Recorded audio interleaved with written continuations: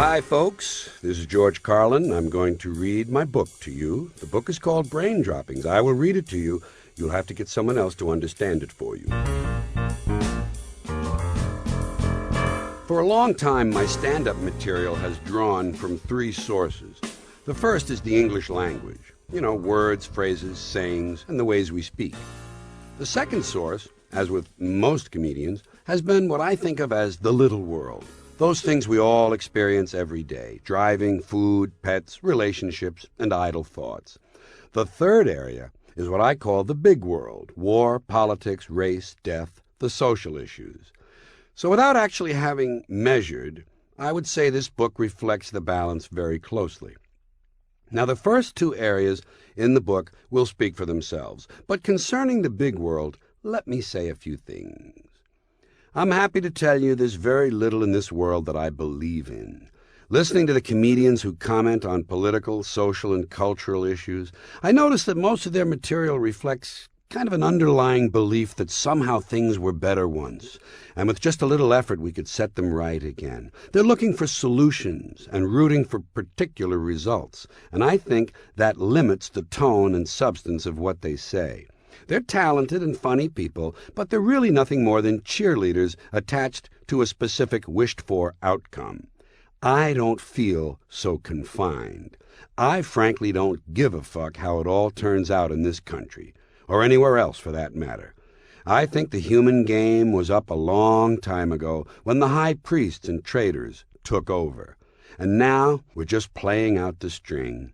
And that is, of course, precisely what I find so amusing: the slow circling of the drain by a once promising species, and the sappy, ever more desperate belief in this country that there is actually some sort of an American dream which has merely been misplaced. The decay and disintegration of this culture is astonishingly amusing if you're emotionally detached from it. And I've always viewed it from a safe distance, knowing I don't belong. Doesn't include me, it never has. No matter how you care to define it, I do not identify with the local group. Planet, species, race, nation, state, religion, party, union, club, association, neighborhood improvement committee. I have no interest in any of it. I love and treasure individuals as I meet them. I loathe and despise the groups they identify with and belong to. So if you hear something in this book that sounds like advocacy of a particular political point of view, please reject the notion. My interest in issues is merely to point out how badly we're doing, not to suggest a way we might do better. Don't confuse me with those who cling to hope. I enjoy describing how things are. I have no interest in how they ought to be. And I certainly have no interest in fixing them. I sincerely believe that if you think there's a solution, you're part of the problem. My motto: fuck hope. P.S. In case you're wondering, personally, I'm a joyful individual. I had a long, happy marriage and a close and loving family. My career has turned out better than I ever dreamed, and it continues to expand. I'm a personal optimist, but a skeptic about all else. What may sound to some like anger is really nothing more than sympathetic contempt. I view my species with a combination of wonder and pity, and I root for its destruction. And please don't confuse my point of view with cynicism. The real cynics are the ones who tell you everything's gonna be all right. And P.S., by the way, if by some chance you folks do manage to straighten things out and make everything better, I still don't wish to be included. Did you ever think about this? Did you ever think about how much information in the form of radio energy there is flying through the air all around us, all over the world, right now and all the time? AM, FM, UHF, VHF, shortwave, television, CB, walkie-talkie, cell phones, cordless phones, telephone satellites, microwave relays, faxes, pagers, taxi calls, police, sheriff, hospitals, fire departments, telemetry, navigation, radar, the military, government, financial, legal, medical, the media, etc., etc., etc. Trillions and trillions and trillions and trillions of separate little bits of electronic information flying all around the world through the air at all times. Think of that. Think of how busy the air is. And then realize this. 100 years ago, there was none. None. Silence. Here are 7 things I'm tired of. I'm getting tired of guys who smoke pipes. When are they going to outlaw this shit? Guy with a fucking pipe. It's an arrogant thing to place a burning barrier between you and the rest of the world. It's supposed to imply thoughtfulness or intelligence. It's not intelligent to stand around with a controlled fire sticking out of your mouth. I say, hey, Professor, you want something hot to suck on? Call me. I'll give you something to put in your mouth. I think these pipe smokers ought to just move to the next level and go ahead and suck a dick. Nothing wrong with sucking dicks. Men do it, women do it. Can't be all bad if everybody's doing it. I say drop the pipe and go to the dick. That's my advice. I'm here to help. I'm also getting sick of car alarms. Not the screeching and beeping. That doesn't bother me. It's just the idea of a car alarm that I find offensive. Especially the ones that talk to you. Move away. Move away. Oh, really? That's when I reach for my sharpest key, and I put a deep gouge in the paint job all the way around the car, 360 degrees. I might even make 2 trips around if I don't have a luncheon appointment that day. And then I walk away slowly, unconcerned about the screeching and beeping, because I know that no one takes car alarms seriously. Car alarms are a yuppie boomer conceit, and they're responsible for most of the carjacking that's going on. Car alarms and the club have made it harder for thieves to steal parked cars, and so instead they're stealing cars with people in them, and people are dying, and it's all because these selfish boomer degenerates can't stand to part with their personal property. Fuck boomers, and fuck their pussified car alarms. I'm also sick of having to look at bearded guys who don't know how to trim the lower edges of their beards, where they extend back toward the neck. They trim too far up toward the chin. Leaves a glaring, fleshy strip where there ought to be hair. Guys, you need to let the beard extend far enough back under your chin so it reaches the point where your neck begins. Then, from the fold or angle that forms between your jaw and neck, you shave downward. If you don't have that fold, if you have a fat, fleshy pouch under your jaw with no definition, you shouldn't be trimming your beard at all. You should let it grow long and bushy so that it covers that goofy-looking pouch. And I've just about had it with all these geeky fucks who walk around listening to Walkmans. What are these jack-offs telling us, anyway? They're too good to participate in daily life? They're sealing themselves off. Big fucking loss. And what is it they're listening to that's so compelling? I think a person has to be fairly uncomfortable with his own thoughts to have the need to block them out while simply walking around. I'd love to know how many of these obviously disturbed people become suicides. I've also grown weary reading about clouds in a book. Doesn't this piss you off? You're reading a nice story, and suddenly the writer has to stop and describe the clouds. Who cares? I'll bet you anything. I can write a decent novel with a good entertaining story and never once mention clouds. Really. Every book you read. If there's an outdoor scene, an open window, or even a door slightly ajar, the writer has to say, as Bo and Velma walked along the shore, the clouds hung ponderously on the horizon like steel-gray, loosely formed gorilla turds. I'm not interested. Skip the clouds and get to the fucking. The only story I know of where clouds were important was Noah's Ark. Here's something else. I don't appreciate being put on hold and being forced to listen to someone else's radio. I don't even listen to my own radio. Why should I have to pay money to call some company and listen to theirs? And it's always the same shit, soft rock. That sucky, non-threatening, easy-listening pussy music. Soft rock is an oxymoron. Furthermore, it's not rock, and it's not even music. It's just soft. One more item. I'm tired of being unable to buy clothing that doesn't have writing and printing all over it. Insipid sayings, pseudo-wisdom, cute slogans, team logos, designer names, brand trademarks, small business ego trips. The marketing pigs and advertising swine have turned us all into walking billboards. You see some asshole walking by and he's got on a fruity Dodger hat and a Hard Rock Cafe t-shirt. Of course, you can't see the shirt if he's wearing his hot shit Chicago Bulls jacket, the one that only 50 million other loser jock sniffers own. And since this cretinous sports fan / consumer zombie is completely for sale to anyone, he rounds out his ensemble with FedEx sneakers, ValueJet socks, Wall Street Journal sweatpants, a Starbucks jockstrap, and a Microsoft condom with Bill Gates' head on the end of it. No one in this country owns his personal appearance anymore. America has become a nation of obedient consumers actively participating in their own degradation.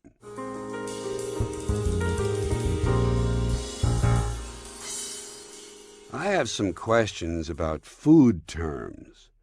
For instance, breadsticks. If drumsticks are for playing drums, you'd think breadsticks would be for playing bread, wouldn't you? Would you like some breadsticks? No, thank you, I don't play bread, I play drums. Perhaps I'll have a drum roll. Shelled peanuts. Well, why don't shelled peanuts have shells? If you're clothed, you have clothes. So if you're shelled, you should have shells. You'd think they'd call peanuts without shells unshelled peanuts, wouldn't you? Same thing goes for pitted prunes. And boned chicken. I ask you, where are the bones? I can't find them. In my opinion, it ought to be called deboned chicken. And that brings me to semi-boneless ham. What's going on here? Does it only have half a bone? Or does semi-boneless ham mean that some complete object that is not entirely a bone has been removed from the ham? I don't know. Waffle iron. Why on earth would you want to iron a waffle? Wouldn't that just flatten out all the little square things? No. I believe waffles should be dry cleaned. Pancakes, of course, should always be ironed. I grew up in New York City, and I lived there till I was about 30. And at that time, I decided I'd had enough of life in a dynamic, sophisticated city, so I moved to Los Angeles. Actually, I moved there because of the time difference. I was behind in my work, and I wanted to pick up the extra 3 hours. Technically, for the last 30 years, I've been living in my own past. I knew I didn't want to move to the Midwest. I could never live in a place where the outstanding geographic feature is the horizon. The Midwest seems like a nice place to catch up on your sleep. Another reason I could never live in the Midwest is that it gets really cold there. You've heard of exposure and hypothermia? I could never be comfortable in a place where you can die simply by going out to the mailbox. Living in an area where an open window can cause death seems foolish to me. Of course, living in the South was never an option. The main problem being they have too much respect for authority. They're soldier sniffers and cop lovers. I don't respect that, and I could never live with it. There's also way too much religion in the South to be consistent with good mental health. Still, I love traveling down there, especially when I'm in the mood for a quick trip to the 13th century. I'm not someone who buys all that New South shit that you hear. I judge a place by the number of lynchings they've had overall. Atlanta even found it necessary to come up with an apologetic civic slogan. Atlanta, the city too busy to hate. I think they're trying to tell us something. There's also the communications problem. I have trouble understanding Southerners when they talk. Some of them sound like they're chewing on a dick. And I really have nothing against them individually. One by one, they can be quite charming. But when you take them as a whole, there's some really dangerous genetic material floating around down there. So by default, I live in Los Angeles. And it's kind of a goofy place, I'm sure you've heard. They have an airport named after John Wayne. That ought to explain it. It has a charming kind of superstitious innocence. But if you really want to understand life in California, forget the grief clinics and yogaholics. Forget biofeedback, Feldenkrais, neurolinguistic programming, and the Alexander technique. Disregard spirit guides, centering groups, dream workshops, bioenergetics, pyramid energy, and primal therapy. Ignore centering, fasting, Rolfing, grounding, channeling, rebirthing, nurturing, self-parenting, and colon cleansing, and don't even think about polarity work, inversion swings, flower essences, guided synchronicity, harmonic brainwave synergy, and psychocalisthenics. You also need pay no attention to nude volleyball, spinach therapy, white wine hot tubs, jogging on hot coals, and the people who sing Christmas carols to zoo animals. Forget all that. The only thing you have to know about California is this. They have traffic school for chocoholics. Okay? Okay? California is the only place where you might hear someone say, Jason can't come to the phone, he's taking his wind lesson. The problem most New Yorkers have with Los Angeles is that it's fragmented and lacks a vital center. The people have no common experience. Instead, they exude a kind of a bemused detachment that renders them intensely uninteresting. The West Coast experience is soft and peripheral. New York is hard and concentrated. California is a small woman saying, fuck me. New York is a large man saying, fuck you. Still, I live in California, but I'm not laid back, and I'm certainly not mellow. I associate those qualities with the comatose. The solar system wasn't formed because matter was laid back. Life didn't arise from the oceans and humans descend from the trees because DNA was mellow. It happened because of something called energy. New York has energy, and all I can say is this. If you can't handle it, stay the fuck out. Living in New York is a character builder. You must know who you are, what you're doing, where you're going, and how to get there. No bullshit tolerated. New York people are tough and resilient. All the rest of you are varying degrees of soft. Most outsiders can't handle New York, so they wind up back in Big Loins, Arkansas, bad-mouthing the city for the rest of their lives. Actually, most of the people who run New York down have never been there. And if they ever went, we would destroy them in 9 minutes. People hate New York because that's where the action is, and they know it's passing them by. Most of the decisions that control people's lives are made in New York City, not in Washington, not on Pennsylvania Avenue, in New York City, Madison Avenue and Wall Street. People can't handle that, pisses them off. Fuck them. And I'm really glad the Yankees humiliated the Braves twice now in the World Series. I'm glad the gritty, tough, third-world, streetwise New York culture triumphed over the soft, suburban, wholesome, white Christian, tacky mall culture of Atlanta.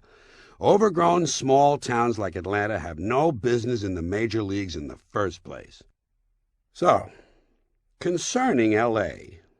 versus New York, I now have lived half of my life in each of America's two most hated, feared, and envied cities. And you want to know something?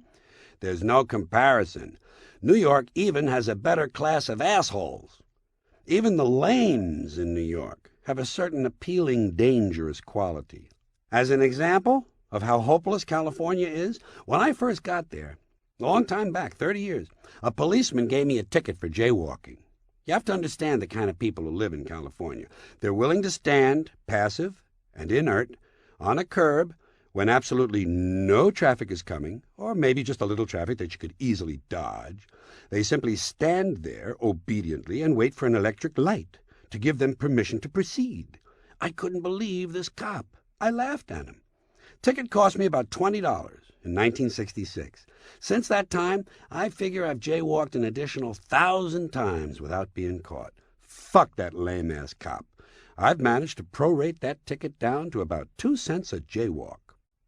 One thing I do find appealing in California is the emphasis on driving. I like to drive. I'm skillful at it, and I do it aggressively. And I don't mean I scream at people or flash them the finger. I simply go about my passage, swiftly and silently, with a certain deliberate dark efficiency. In the land of the unassertive, the aggressive man is king. Of course, in Los Angeles, everything is based on driving, even the killings. In New York, most people don't have cars. So if you want to kill a guy, you have to take the subway to his house. And sometimes on the way, the train is delayed and you get impatient. So you have to kill somebody on the subway. That's why there are so many subway murders in New York. No one has a car. Basically, if more people in New York had cars, the subways would be a lot safer.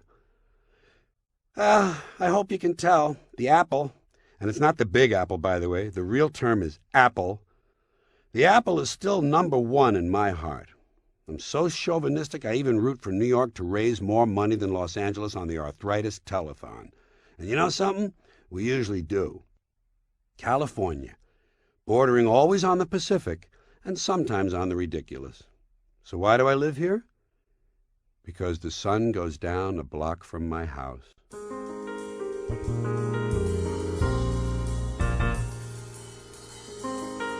You know, there are some things you never see. A puppet with a heart on. A butterfly with a swastika design. The Latin word for douchebag. Someone defecating in a church. A junkie with leisure time. A serial killer with a light-up bow tie. A mom-and-pop steel mill. A shot glass full of carrot juice. A bum with matching luggage. Really interesting twins. Condoms with pictures of the saints. Two homosexuals who own a bait shop. A pimp with a low profit margin. Or a Rolls Royce that's more than 50% primer paint. Whatever happened to Eddie? Where'd he go? Seems like he was just here. Now where's Billy and Bobby and Jackie and John? Jimmy, Paul, Vinny, Tom and Charlie and Richie? Where did they go? And where the fuck did Cameron come from? And Jordan and Justin and Shane and Parker, Tucker, Tyler, Taylor, Carter, Flynn, Blake and Cody. Who let these people in? Brett, Brent, Blair, Cassidy. Where are all these goofy names coming from? Say what you will about the national candidates in 1996, at least they had the decency to be named Bill, Bob, Al, and Jack. The popularity of first names is perishable. They pass in and out of favor. Occasionally, newspapers will print the most popular names given to babies that year, and they're never the same as years before. You don't run into many little girls named Bertha or Edith anymore. Nor are there a lot of Netties and Effies, Opals, Hopes, or Pearls floating around in the daycare center. Ditto Ethel, Nellie, Myrtle, Agatha, and Mabel. And how many expectant parents are praying for a girl so they can name her Blanche, Clara, Agnes, or Lottie? None. You know why? Because most of these women are in nursing homes. But thanks to the trendies, and the sheer passage of time, someday our substandard nursing homes will be filled with Ambers, Kaylas, Tiffany's, Caitlins, Morgans, Courtneys, Whitneys, Cheyennes, Ashleys, Megans, and Brittany's and Heathers. And that's not to overlook Judy, Laurie, Susie, Debbie, Kelly, and Wendy, and any other name that can conceivably be spelled with a final I. There are even some girls whose names don't end in Y who can't resist the trend. Hi, my name is Margaret, but somehow I spell it with an I. There are women named Faith, Hope, Joy, and Prudence. Why not despair, guilt, rage, and grief? Seems only right. Tom, I'd like you to meet the girl of my dreams. Tragedy. She spells it with an I. I had an uncle who was embarrassed because he had a woman's name. We told him, don't worry, lots of men have women's names. Leslie, Marion, Chris, Dale, Lonnie. We tried to reassure him, but old Uncle Margaret Mary, I guess he just couldn't handle it. I don't know why. Never bothered his wife, Turk. You know why hurricanes have names instead of numbers? To keep the killing personal. No one cares about a bunch of people killed by a number. 200 dead as number 3 slams ashore is not nearly as interesting a headline as Charlie kills 200. Death is much more satisfying and entertaining if you personalize it. Me? I'm still waiting for Hurricane Ed. Old Ed wouldn't hurt you, would he? Sounds kind of friendly. Hell no, we are not evacuating. Ed's coming. Guess the white guy. Odell, Tyrone, Tremaine, and Sparky. Guess the black girl. Kathy, Joan, Peggy, and Vandalisha. First names can even suggest how tough you are. Who would you want on your side in a bar fight? Arnold, Seymour, Jasper, and Percy? Or Nitro, Hacksaw, Rhino, and Skull? And guys, which women would you rather run into when you're out drinking? Lillian, Priscilla, and Judith? Or Trixie, Bubbles, and Candy? The Kennedy family changed William Kennedy Smith's first name in order to influence the outcome of his rape trial. They changed it from Willie to Will, because guys named Will hardly ever go to jail, while America's prisons are chock full of Willies. Will is all-American. Willie is, well, just ask Michael Dukakis. He'll tell you about Mr. Horton.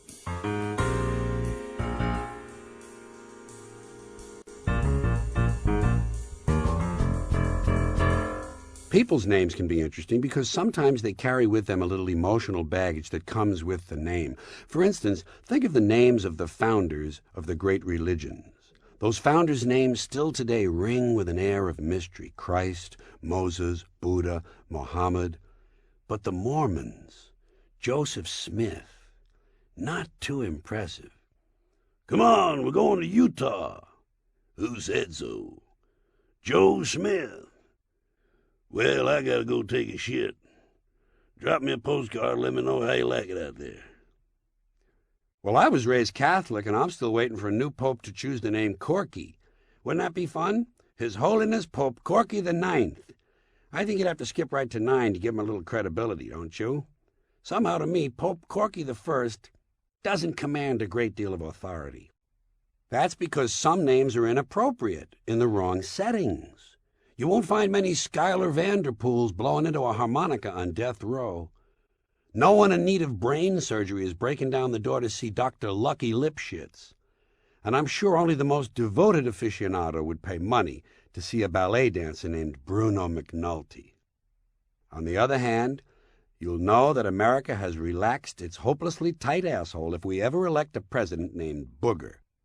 We get a president named Booger, Skeeter, T-Bone, Stump, or Downtown President Brown, you'll know that finally this country is relaxing and might be a comfortable place to live. In ancient times, the rulers had magnificent names. Alexander the Great. Alexander the Great. Suppose he had been a less imposing figure. Do you think they would have called him Alexander the Marginal? As it is, he had detractors, you know. People who called him Alexander the Scumbag.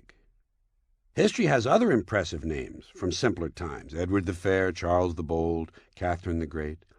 These days they'd be Edward the abuse victim, Charles the underachiever, and Catherine the recovering codependent. And let's not forget the historical figures we never hear of. Tiberius the wanker and Lucretius the dog-fucker. Some names are embarrassing. We had a guy in my neighborhood, Michael Hunt, who called himself Mickey because the only alternative was Mike Hunt. And, as Beretta used to say, that's the name of that tune.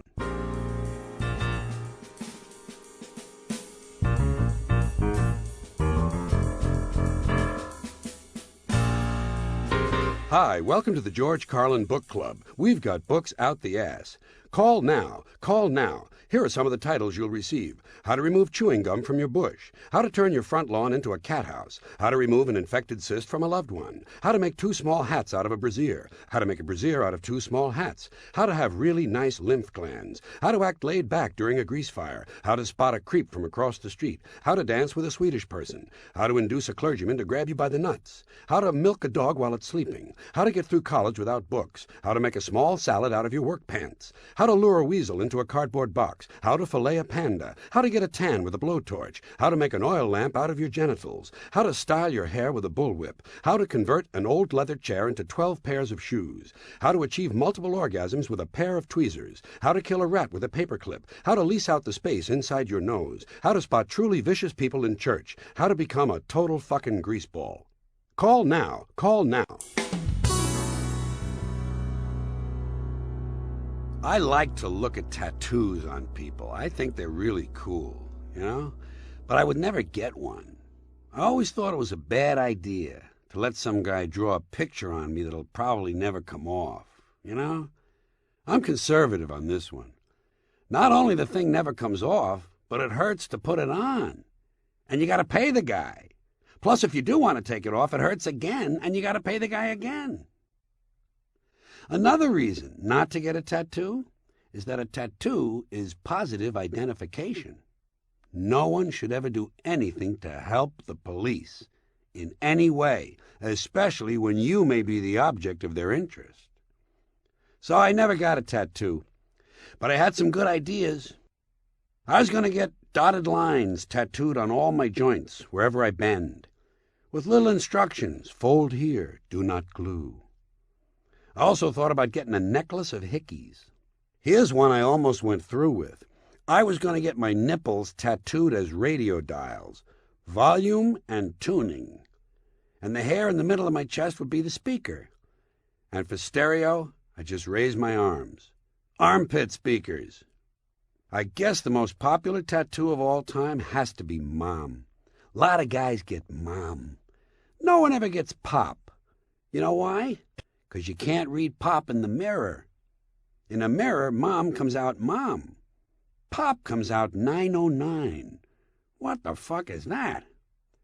If you guys want to get a Mom tattoo and save a little money, here's how you do it. Just get 2 letters done. Saves you a little money. Get about a 1-inch capital M tattooed on each cheek of your ass in pink and brown ink. Then when you bend over, it says Mom. And then later, if you're having sex with your girlfriend and her parents are in the next room, don't want to make any noise, when you finish up, you can just lie on your back, draw your legs up to your chest, and silently say, "Wow." Here's another good tattoo idea for you guys. At the top of your inner thigh, right next to your groin, you put, "In case of emergency, pull handle." Or get your penis tattooed to resemble a candy cane. Great for Christmas blowjobs. But be very careful not to let the tattoo guy bend your penis into the J shape. Not good. Get the words tote bag tattooed on your scrotum. Or Bloomingdale's might be good. Cartier might be more appropriate, a little hairy pouch for your precious jewels. How about a tattoo of the Three Stooges peering into your asshole? Or a serpent coming out? Or a nice tattoo of Madonna with her hand up your ass? Here's a good one for right next to your asshole. No gerbils. Or gerbils welcome. Depends on what puts a smile on your face. Here would be a great tattoo for right in the middle of your forehead. I have colored ink in my skin. Or, your message here, 50 cents. How about this, right in the middle of your forehead? Yeah, it's a tattoo, you miserable prick, right in the middle of my forehead. If you don't like it, suck my dick. This will keep you from having to deal with that bothersome job market. And here's a solution to an age-old tattoo problem. If your girlfriend's name, say Susie, is tattooed on your arm and you break up with her, don't have the tattoo removed. Just have the tattoo reworked so that it says, "Fuck Susie." By the way, you don't actually have to do all these things. They're just suggestions. Think them over first. Sit down, have 6 or 7 vodkas, and give them a few seconds' thought. Besides, you want to know something? Tattoos are passé. They're yesterday's thing. I'm looking for the next big thing in body decoration, and I think I might have it. You know, everyone's skin has imperfections, right? It's unavoidable. Pock marks, wrinkles, bullet holes, scars, blotches, stab wounds, cysts, warts, needle holes, acne pits, and enlarged pores. I think people should see these imperfections and disfigurements as positive things. Flaws and defects can actually be forms of decoration. Take moles, God's punctuation marks. Moles are great, and they can be useful if you want a really interesting look. The only problem is they're usually randomly placed. They don't represent anything. I think plastic surgeons should offer a new service, rearranging people's moles. Think of your moles as fashion accessories. God, look at all the moles that guy has. Yes, and aren't they nicely arranged? There are lots of things you can do with moles. Make the double helix, do a happy Hitler face, spell out the name of your bowling team on your back. And how about moles with Velcro, so you could change your look every day? Here's something novel. Choose a good-sized mole on your arm and tattoo little legs sticking out of the sides. People will constantly be trying to shoo the bug off your arm. It's great for picking up girls. Next, body piercing. Now, the piercing movement is off to a good start, and I like the idea behind it, self-esteem through self-mutilation. I've always said, when in doubt, punch a hole in yourself. That part is fine, but I think the piercing people are missing a good bet. Vital organs. I mean, skin is one thing, that's easy. But how about getting your lungs or your kidneys pierced? Why not some lovely diamond studs all over the surface of your liver? Or a couple of nice 18-karat gold rings hanging from your thyroid gland? But you know, stuff like this might not be dangerous enough for today's happening people. What's really going to be great is when the ozone layer is completely gone and everyone has melanomas. Then you'll start to see fashion skin cancer. Bet you it happens. Probably start in Malibu. People will use their skin cancers to form little designs. Since it's Malibu, a lot of them will do their zodiac sign. Of course, if your sign is Cancer, you're really in good shape. I believe skin cancer will eventually become part of every American's fashion arsenal. That's a lovely growth, Bambi. 20 millimeters and right between your eyes. God, I'm so jealous. Before I leave this subject, I have two more ideas for the truly avant-garde. How about living, small, live mammals medically grafted onto your skin, huh? Wouldn't you like to have a prairie dog living in the middle of your chest, sharing your blood supply? How about an adult male Norwegian rat sewn onto the top of your head, keeping an eye on everything? I think we also might want to take a page from Africa's book and get into deliberate scarring. Not ritual scars that form coherent designs, random scarring. Let a bunch of drunks with swords inflict hundreds of small, deep cuts on your skin. Or have a friend throw boiling grease all over you, and then sit back and see what develops. I don't believe the body decorating trend has reached its peak yet, and as it does, I shall try to be at the forefront, always continuing to point America toward the hot new look.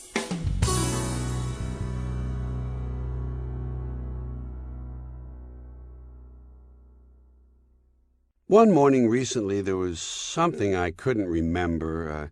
I sort of knew what it was related to, but I couldn't quite bring it to mind. Seemed like the letter M was involved. And then, suddenly it came to me. I remembered it. That was in the morning. Then later that afternoon, even though I was able to recall my experience that morning of not being able to remember something, I could no longer remember what the thing was, what it was related to, or what letter of the alphabet had been involved. And what's strange to me is that morning, the first time I couldn't remember it, the thing did eventually come back to me. But later that afternoon, in spite of this earlier success, I drew a complete blank. I still don't know what it was. And the nice thing is that a month from now, I'll have no memory of the incident whatsoever. Unless, of course, something reminds me of it. As you're listening to this, I'll bet you have your stuff with you. Or nearby. I'll bet anything. In your pockets. Guys have stuff in their pockets. Women have stuff in their purses. Or some women have pockets and some guys have purses. That's okay. There's all different ways of carrying your stuff. Then there's all the stuff you have in your car. You got stuff in the trunk, a lot of different stuff. Spare tire, jack, tools, old blanket, extra pair of sneakers, just in case you wind up barefoot on the highway some night. And you've got other stuff in your car, in the glove box, stuff you might need in a hurry, flashlight, map, sunglasses, automatic weapon. You know, just in case you wind up barefoot on the highway some night. So stuff is important. You gotta take care of your stuff. You gotta have a place for your stuff. Everybody's gotta have a place for their stuff. That's what life is all about. Trying to find a place for your stuff. That's all your house is, a place to keep your stuff. If you didn't have so much stuff, you wouldn't need a house. You could just walk around all the time. A house is just a pile of stuff with a cover on it. You can see that when you're taking off in an airplane. You look down, you see all the little piles of stuff. Everybody's got his own little pile of stuff. And they lock it up. That's right. When you leave your house, you got to lock it up. Wouldn't want somebody to come by and take some of your stuff. 'Cause they always take the good stuff. They don't bother with that crap you're saving. Ain't nobody interested in your fourth-grade arithmetic papers, National Geographics, commemorative plates, your prize collection of Navajo underwear. They're not interested. They just want the good stuff, the shiny stuff, the electronic stuff. So when you get right down to it, your house is nothing more than a place to keep your stuff, while you go out and get more stuff. 'Cause that's what this country's all about, trying to get more stuff. Stuff you don't want, stuff you don't need, stuff that's poorly made, stuff that's overpriced, even stuff you can't afford. Gotta keep on getting more stuff. Otherwise, someone else might wind up with more stuff. Can't let that happen. Gotta have the most stuff. So you keep getting more and more stuff and putting it in different places. In the closets, in the attic, in the basement, in the garage. And there might even be some stuff you left at your parents' house. Baseball cards, comic books, photographs, souvenirs. Actually, your parents threw that stuff out a long time ago. But now you got a house full of stuff. And even though you might like your house, you gotta move. Gotta get a bigger house. Why? Too much stuff. And that means you gotta move all your stuff. Or maybe put some of your stuff in storage. Storage. Imagine that. There's a whole industry based on keeping an eye on other people's stuff. Or maybe you could sell some of your stuff. Have a yard sale, have a garage sale. Some people drive around all weekend just looking for garage sales. They don't have enough of their own stuff. They want to buy other people's stuff. Or you could take your stuff to the swap meet, the flea market, the rummage sale, or the auction. A lot of ways to get rid of your stuff. You can even give your stuff away. Salvation Army and Goodwill will actually come to your house and pick up your stuff and give it to people who don't have much stuff. It's part of what the economists call the redistribution of stuff. Okay, enough about your stuff. Let's talk about other people's stuff. Do you ever notice when you visit someone else's house, you never quite feel at home? You know why? No room for your stuff. Somebody else's stuff is all over the place. And what crummy stuff it is. God, where did they get this stuff? And you know how sometimes when you're visiting someone, you unexpectedly have to stay overnight? Gets real late, and you decide to stay over. So they put you in a bedroom they don't use too often, 'cause Grandma died in it 11 years ago, and they haven't moved any of her stuff, not even the vaporizer. Or whatever room they put you in. There's usually a dresser or a nightstand, and there's never any room on it for your stuff. Someone else's shit is on the dresser. Have you noticed that their stuff is shit and your shit is stuff? Get this shit off of here so I can put my stuff down. Crap is also a form of stuff. Crap is the stuff that belongs to the person you just broke up with. When are you coming over here to pick up the rest of your crap? Now let's talk about traveling. Sometimes you go on vacation. You gotta take some of your stuff. Mostly stuff to wear. But which stuff should you take? Can't take all your stuff. Just the stuff you really like. The stuff that fits you well that month. In effect, on vacation, you take a smaller, second version of your stuff. Let's say you go to Honolulu for 2 weeks. You gotta take 2 big suitcases of stuff. 2 weeks, 2 big suitcases. That's the stuff you check onto the plane. But you also got your carry-on stuff. Plus the stuff you bought in the airport. So now you're all set to go. You got stuff in the overhead rack, stuff under the seat, stuff in the seat pocket, and stuff in your lap. And let's not forget the stuff you're going to steal from the airline. Silverware, soap, blanket, toilet paper, salt, and pepper shakers. Too bad those headsets won't work at home. And so you fly to Honolulu and claim your stuff, if the airline didn't drop it in the ocean. And you go to the hotel, and the first thing you do is put away your stuff. There's lots of places in a hotel to put your stuff. I'll put some stuff in here, you put some stuff in there. Hey, don't put your stuff in there, that's my stuff. Here's another place, put some stuff in here, and there's another place. Hey, you know what? We got more places than we got stuff. We're going to have to go out and buy more stuff. Finally, you put away all your stuff, but you don't quite feel at ease, 'cause you're a long way from home. Still, you sense that you must be okay because you do have some of your stuff with you. And so, You relax in Honolulu on that basis. That's when your friend from Maui calls and says, "Hey, why don't you come over to Maui for the weekend? Spend a couple of nights over here." Oh, no. Now what do you bring? Can't bring all this stuff. You got to bring an even smaller version of your stuff. Just enough stuff for a weekend on Maui. The third version of your stuff. And as you're flying over to Maui, you realize that you're really spread out now. You got stuff all over the world. Stuff at home, stuff in the garage, stuff at your parents' house, maybe. Stuff in storage, stuff in Honolulu, and stuff on the plane. Supply lines are getting longer and harder to maintain. Finally, you get to your friend's place on Maui, and they give you a little room to sleep in. And there's a nightstand. Not much room on it for your stuff. But it's okay, because you don't have much stuff now. You got your 8x10 autograph picture of Drew Carey, large can of Gorgonzola-flavored cheese whiz, a small unopened packet of brown confetti, a relief map of Corsica, and a family-sized jar of peppermint-flavored petrified egg whites. And you know that even though you're a long way from home, you must be okay, because you do have a good supply of peppermint-flavored petrified egg whites. And so you begin to relax in Maui on that basis. That's when your friend says, "Hey, I think tonight we'll go over the other side of the island to visit my sister. Maybe spend the night over there." Oh, no. Now what do you bring? Right. You got to bring an even smaller version, the fourth version of your stuff. Just the stuff you know you're going to need. Money, keys, comb, wallet, lighter, hanky, pen, cigarettes, contraceptives, Vaseline, whips, chains, whistles, dildos, and a book. Just the stuff you hope you're going to need. Actually, your friend's sister probably has her own dildos. And by the way, if you go to the beach while you're visiting the sister, you're going to have to bring, that's right, an even smaller version of your stuff. The fifth version. Cigarettes and wallet. That's it. You can always borrow someone's suntan lotion. And then suppose while you're there on the beach you decide to walk over to the refreshment stand to get a hot dog.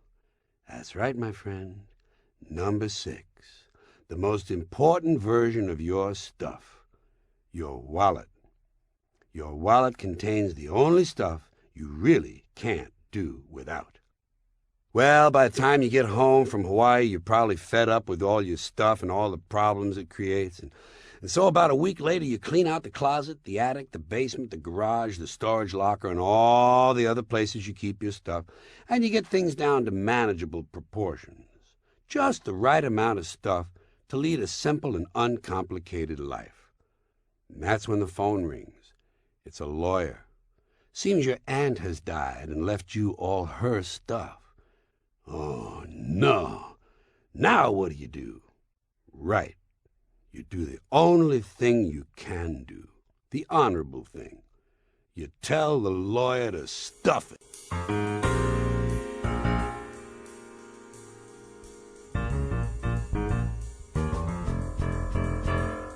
These are some of the things I think about when I'm sitting home alone and the power goes out. If something in the future is canceled, what is canceled? What has really happened? Something that didn't occur yet is now never going to occur at all. Does that qualify as an event? Here's something. Think about a place you've never seen, but for many years you've pictured it in your mind, and then you finally see it. After you leave, do you continue to picture it the old way? Imagine a place called Moravia, a non-existent country. See it in your mind. See a few details. Okay, now Moravia ceases to exist. Is your picture of the original non-existent country different from what it looks like now that it ceases to exist? They're both non-existent. Okay, picture Moravia again, the original way. Now Moravia is invaded by a neighboring country, Boronia. Picture Boronia. It's completely different from Moravia.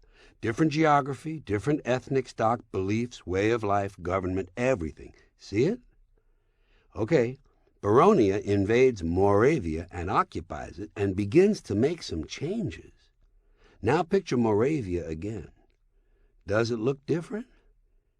Isn't that weird? Looks a little like Baronia, doesn't it? Here's another one. Maybe you've done this. You've never been to your friend's place of work, but you've pictured it because he's talked about it. Then he changes jobs, but it's a similar job. Do you bother to change your mental picture of where he works? And how much do you change it? Or you have a friend who works at one Wendy's and gets transferred to a different Wendy's. Do you picture a whole new Wendy's? Or do you get lazy and say, well, they're all pretty much the same, so I'll just go with the old Wendy's? Here's something I think about. If a radio station changes its call letters, moves its studio across town, hires all new disc jockeys, and changes the style of music it plays, but keeps the same frequency on the dial, is it still the same radio station? Suppose they only change the music. Here's something I like to think about. On a given day, Flight 23 goes from New York to Los Angeles. The following month, Flight 23 goes from New York to Los Angeles again. But the crew is different, the passengers are different, and it's a completely different airplane. How can both flights be Flight 23? They can't. A week is not based on anything in nature, as are days or months or years. So birds, they don't understand weeks or weekdays. They do know enough to come back to the sidewalk cafe every day for crumbs. But suppose the cafe is in the business district and it's closed on the weekends. What do the birds think of that? I'll bet they're really glad when Monday rolls around, unlike the rest of us.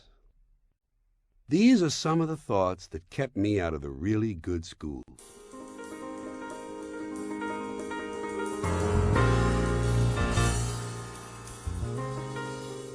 You know what we need?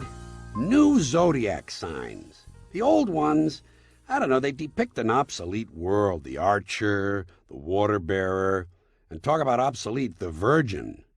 What we need are modern zodiac signs that represent today's reality.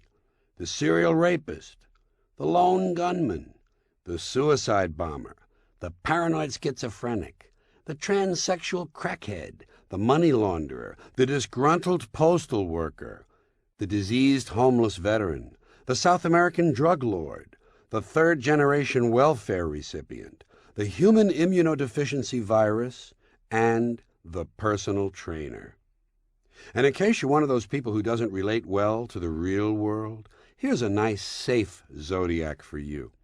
The soccer mom, the sensitive male, the special needs child, the role model, the overachiever, the jogger, the little leaguer, the recycler, the anchor person, the codependent, the Domino's delivery boy, and the recovering shopaholic. Item: a man is seated in a football stadium with a small TV set tuned to the game. The sideline camera takes his picture, and his image travels through the lens, out of the camera, to the truck, to the satellite, to a ground station several miles away, back into the air, and then to the man's TV set. He sees himself on the screen. The image travels from his eyes to his brain. His brain sends a signal to his arm to start waving.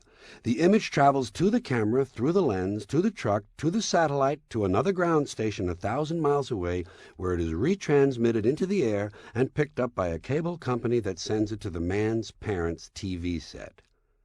The image travels from the screen to his mother's eyes along the optic nerve to her brain, where it references her memory and recognition takes place.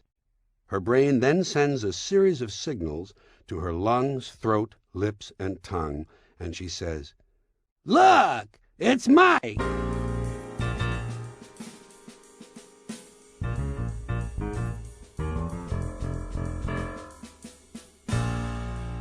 Baseball is different from any other sport, and I mean really different.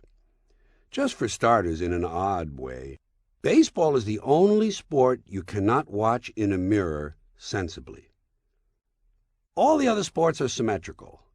Basketball, football, hockey, you can watch them in the mirror. The numbers are backwards, but the games make sense. Baseball, not symmetrical. Guy hits the ball, he runs to third base. It's counterintuitive, spoils the game. And a home run trot is really interesting. Guy hits the ball, trots slowly around the bases in the wrong direction, and nobody gives a shit. Everybody cheers. But let's get more basic. Baseball is different from other sports in a number of other ways. First of all, in most sports, you score points or goals. Baseball, you score runs. In most sports, the ball or object is put in play by the offensive team. In baseball, the defense puts the ball in play, and only the defense is allowed to touch the ball. In fact, in baseball, if an offensive player touches the ball intentionally, he's out. Sometimes unintentionally, whoosh, he's out.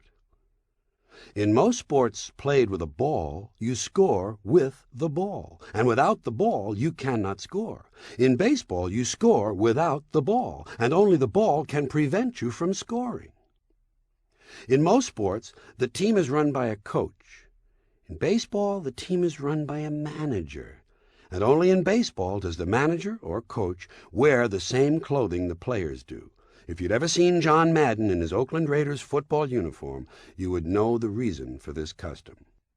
Now, I've mentioned football as well.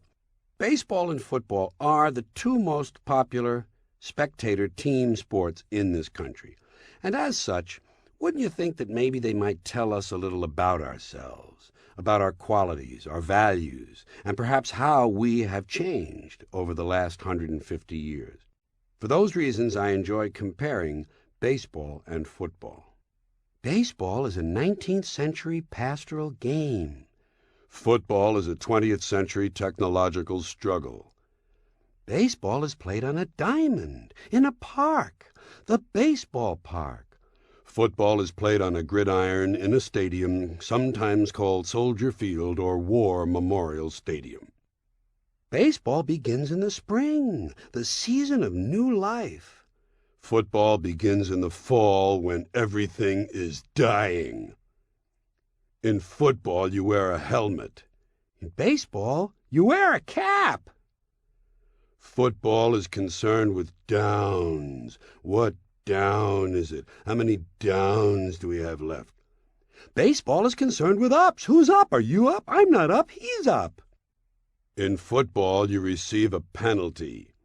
In baseball, you make an error. Whoops! In football, the specialist comes in to kick something. In baseball, the specialist comes in to relieve somebody. Football has hitting, clipping, spearing, piling on, personal fouls, late hitting, and unnecessary roughness. Baseball has the sacrifice. Football is played in any kind of weather. Rain, snow, sleet, hail, fog, can't see the game, don't know if there is a game going on, mud on the field, can't read the uniforms, can't read the yard markers, the struggle will continue. In baseball, if it rains, we don't go out to play. I can't go out. It's raining out. Baseball has the seventh inning stretch. Football has the 2-minute warning. Baseball has no time limit. We don't know when it's going to end. We might have extra innings. Football is rigidly timed, and it will end even if we have to go to sudden death.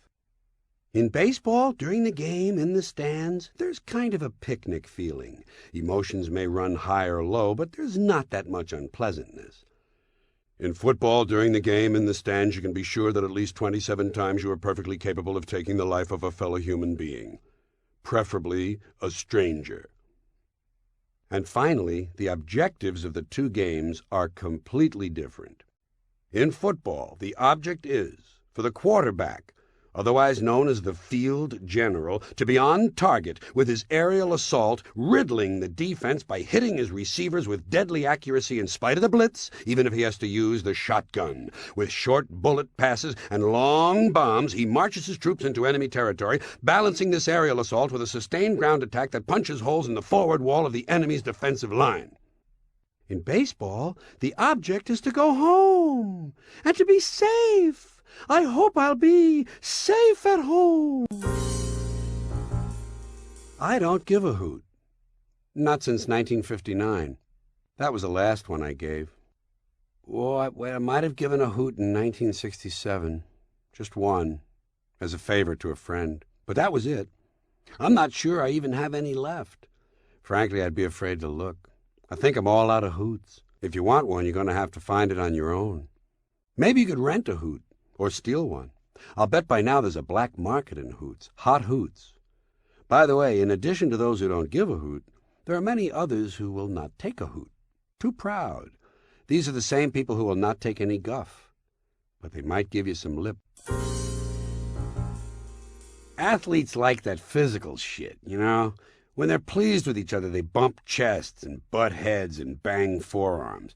Why don't they just punch each other in the fucking teeth? Wouldn't that be great? Teammates, I mean. After a touchdown pass, why doesn't the guy who caught the ball just go over and kick the quarterback right in the nuts? Same with the slam dunk in basketball. The guy who scores ought to grab a chair and beat the living shit out of the guy who fed him the ball for about 45 minutes. If this type of celebration were more common, the post-game show from the winner's locker room would be a lot livelier. And I also think there should be at least one sport where the object is to kill someone. A team sport. Death ball. Let's face it, athletes are mostly physical freaks with serious personality defects where competition is concerned, and they just love someone to motivate them. Well, what greater motivation can there be than trying to avoid being killed? It's a fucking natural. And for me, what could be more fun than watching one of these jack-offs motivate his ugly ass into an early grave every game? Here's another thing I love. Losing streaks. I wish some year a baseball team would lose 162 games. I especially like decades-long postseason losing streaks. In fact, as soon as my teams are out of the running, I start actively rooting for the Cubs, Red Sox, Bills, and Vikings to get as far as they can in the postseason so that ultimately they can let the big prize slip away one more time. I think it is infinitely more interesting a news story for a team to repeatedly fail at the highest level than it is for them to finally win. If the Cubs ever win a World Series, the news coverage will be the most boring bunch of shit you can imagine. Some people don't like puns, or wordplay. I do. Anticlimax. That's what my uncle was good at. The game of chess. The peace movement. Seersucker. A person who blows clairvoyance. Passing gear. Clothing worn by light-skinned blacks who wish to be thought of as white. Outspoken. When you lose a debate. Hormone. The sound a prostitute makes so you'll think you're a real good fuck. Drug traffic. Driving to your connection's house. Sex drive. Similar to drug traffic, but with a different destination. Douche. A female duke. Octopus. An 8-sided vagina. Trampoline. A sexual lubricant popular with sluts. Parakeet. A keet that takes care of you until the real keet arrives. Pussyfoot. A rare female birth defect requiring the use of open-toed shoes. Beer nuts. The official disease of Milwaukee. Cotton balls. The final stage of beer nuts. Cowhand. An occupational disability common among dairy farmers. Woodpecker. A 17th century prosthetic device. Leatherette. A short sadomasochist. Cap pistol. A small gun that can be hidden in your hat. A gay barbarian. Attila the Hun. The reason for most violence against gays is that heterosexual men are forced to prove that they themselves are not gay. It goes like this. Men in strong male subcultures like the police, the military, and sports, and a few other cesspools, They bond very strongly. Hunting and fishing and golfing friendships also produce this unnatural bonding. These guys bond and bond and bond, and they get closer and closer until finally they're just drunk enough to say, "You know, I really love these guys." And that frightens them. So they quickly add, "But I'm not a queer." See the dilemma? Now they have to go out of their way to prove to the world, to their buddies, and to themselves that they don't harbor homoerotic feelings.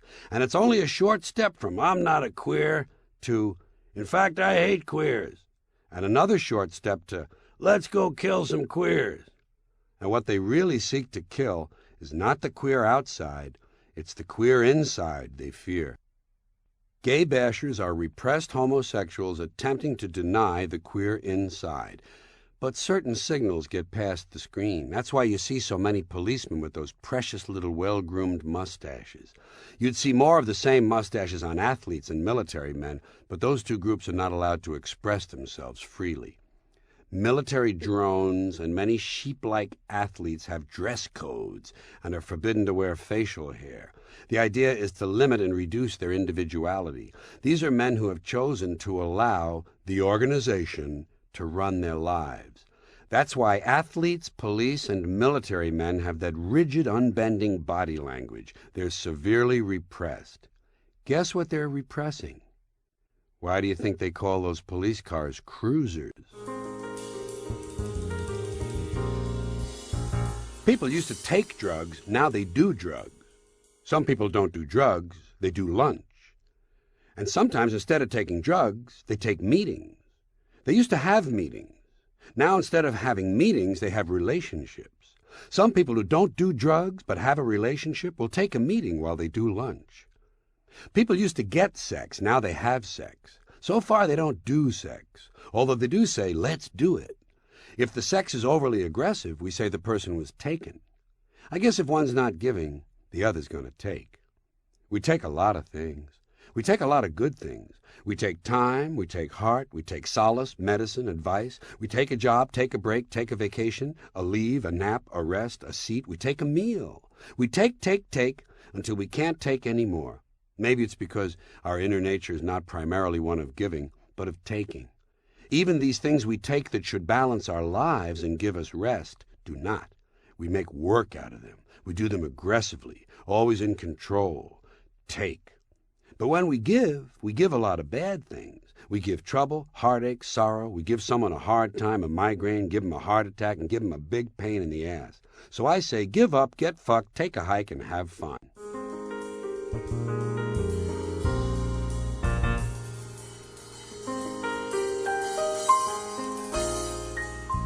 What's all this stuff about motivation? I say if you need motivation, you probably need more than motivation. You probably need chemical intervention or brain surgery.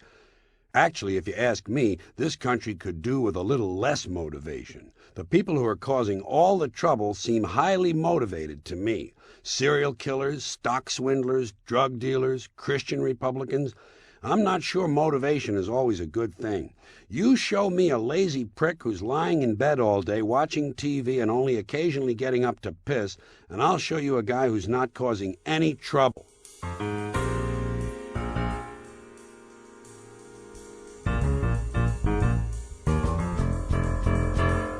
You know what America lacks?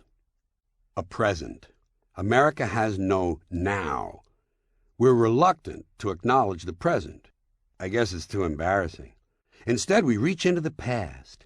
Our culture is composed of sequels, reruns, remakes, revivals, reissues, re-releases, recreations, reenactments, adaptations, anniversaries, memorabilia, oldies radio, and nostalgia record collections. World War II has been refought on television so many times, the Germans and Japanese are now drawing residuals. Of course, being essentially full of shit, we sometimes feel the need to dress up this past preoccupation, as with pathetic references to reruns as encore presentations. Even instant replay is a form of token nostalgia, a brief visit to the immediate past for re-examination, before slapping it onto a highlight video for further review and re-review on into the indefinite future. This yestermania of ours includes fantasy baseball camps, where aging sad sacks pay money to catch baseballs thrown by men who were once their heroes. It's part of the fascination with sports memorabilia, a memory industry, and it's so lucrative it has attracted counterfeiters. In this case, the age of hyphens, we are truly retro-Americans. And our television newscasts not only reflect this condition, they feed it. Everything they report is twisted into some reference to the past. If there's going to be a summit meeting, you'll be told all about the last 6 summit meetings. If there's a big earthquake, they'll do a story about big earthquakes of the past. If there's a mine disaster, you'll hear about every mine disaster since the inception of mining. They're obsessed with looking back. I swear, I actually heard this next thing during a newscast as the anchorman went to a commercial break. He said, "Still ahead, a look back." Honest, he said it. Hurricane Hugo 1 year later. Why? The anniversary of the Exxon Valdez oil spill. For what reason? The anniversary of the Bay of Pigs, Pan Am Flight 103, the hostages in Iran, the fall of the Berlin Wall, VJ Day, VE Day, Vietnam. Who gives a fuck? Bugs Bunny's 50th birthday, Lassie's 55th, the Golden Jubilee of Gone with the Wind, the start of the Korean War, Barbie celebrates her 35th, the 25th anniversary of the New York blackout, Bambi turns 50. Shit, I didn't even like Bambi when I was supposed to. How much do I care now? There's really no harm, I guess, in reviewing the past from time to time. Knowing where you've been is part of knowing where you are and all that happy horse shit. But the American media have an absolute fixation on this. They rob us of the present by insisting on the past. If they were able, I'm sure they would pay equal attention to the future. Trouble is they don't have any film on it. And so, on television news, there is oddly very little emphasis on the present, on today's actual news. The present exists only in 30-second stories built around 8-second sound bites. Remember, sound bite is their phrase. That's what they give you, just a bite. No chewing, no digestion, no nourishment. Malnutrition. Another way they avoid the present moment is to look ahead on their own schedules. The television news industry seems to revolve around what's coming next. Still to come, just ahead, up next, coming up this half hour, more to come, stay with us, still ahead, also later. They even preview what's going to happen as little as 1 hour later. During the 5 o'clock news, the empty-headed prick who does the 5 o'clock news will suddenly say, "Here's a look at what's coming up on the 6 o'clock news." Then the empty-headed prick who does the 6 o'clock news will appear in shirt sleeves in the newsroom to create the illusion of actual work and tell you about several stories that the empty-headed prick who does the 5 o'clock news should already have told you about if he were really a newsman.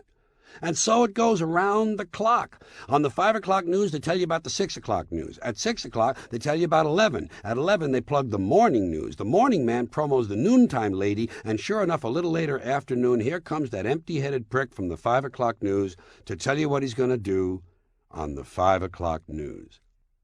You know, if a guy were paranoid, he might not be blamed for thinking that the people who run things don't want you dwelling too much on the present.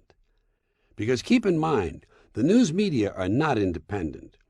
They're a sort of bulletin board and public relations firm for the ruling class, the people who run things. Those who decide what news you will or will not hear are paid by and tolerated purely at the whim of those who hold economic power.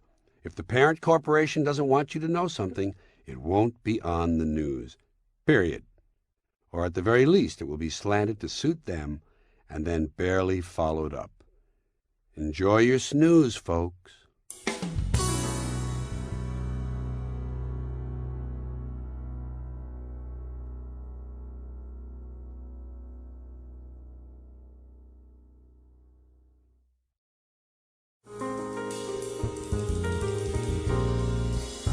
The Primitive Sergeant.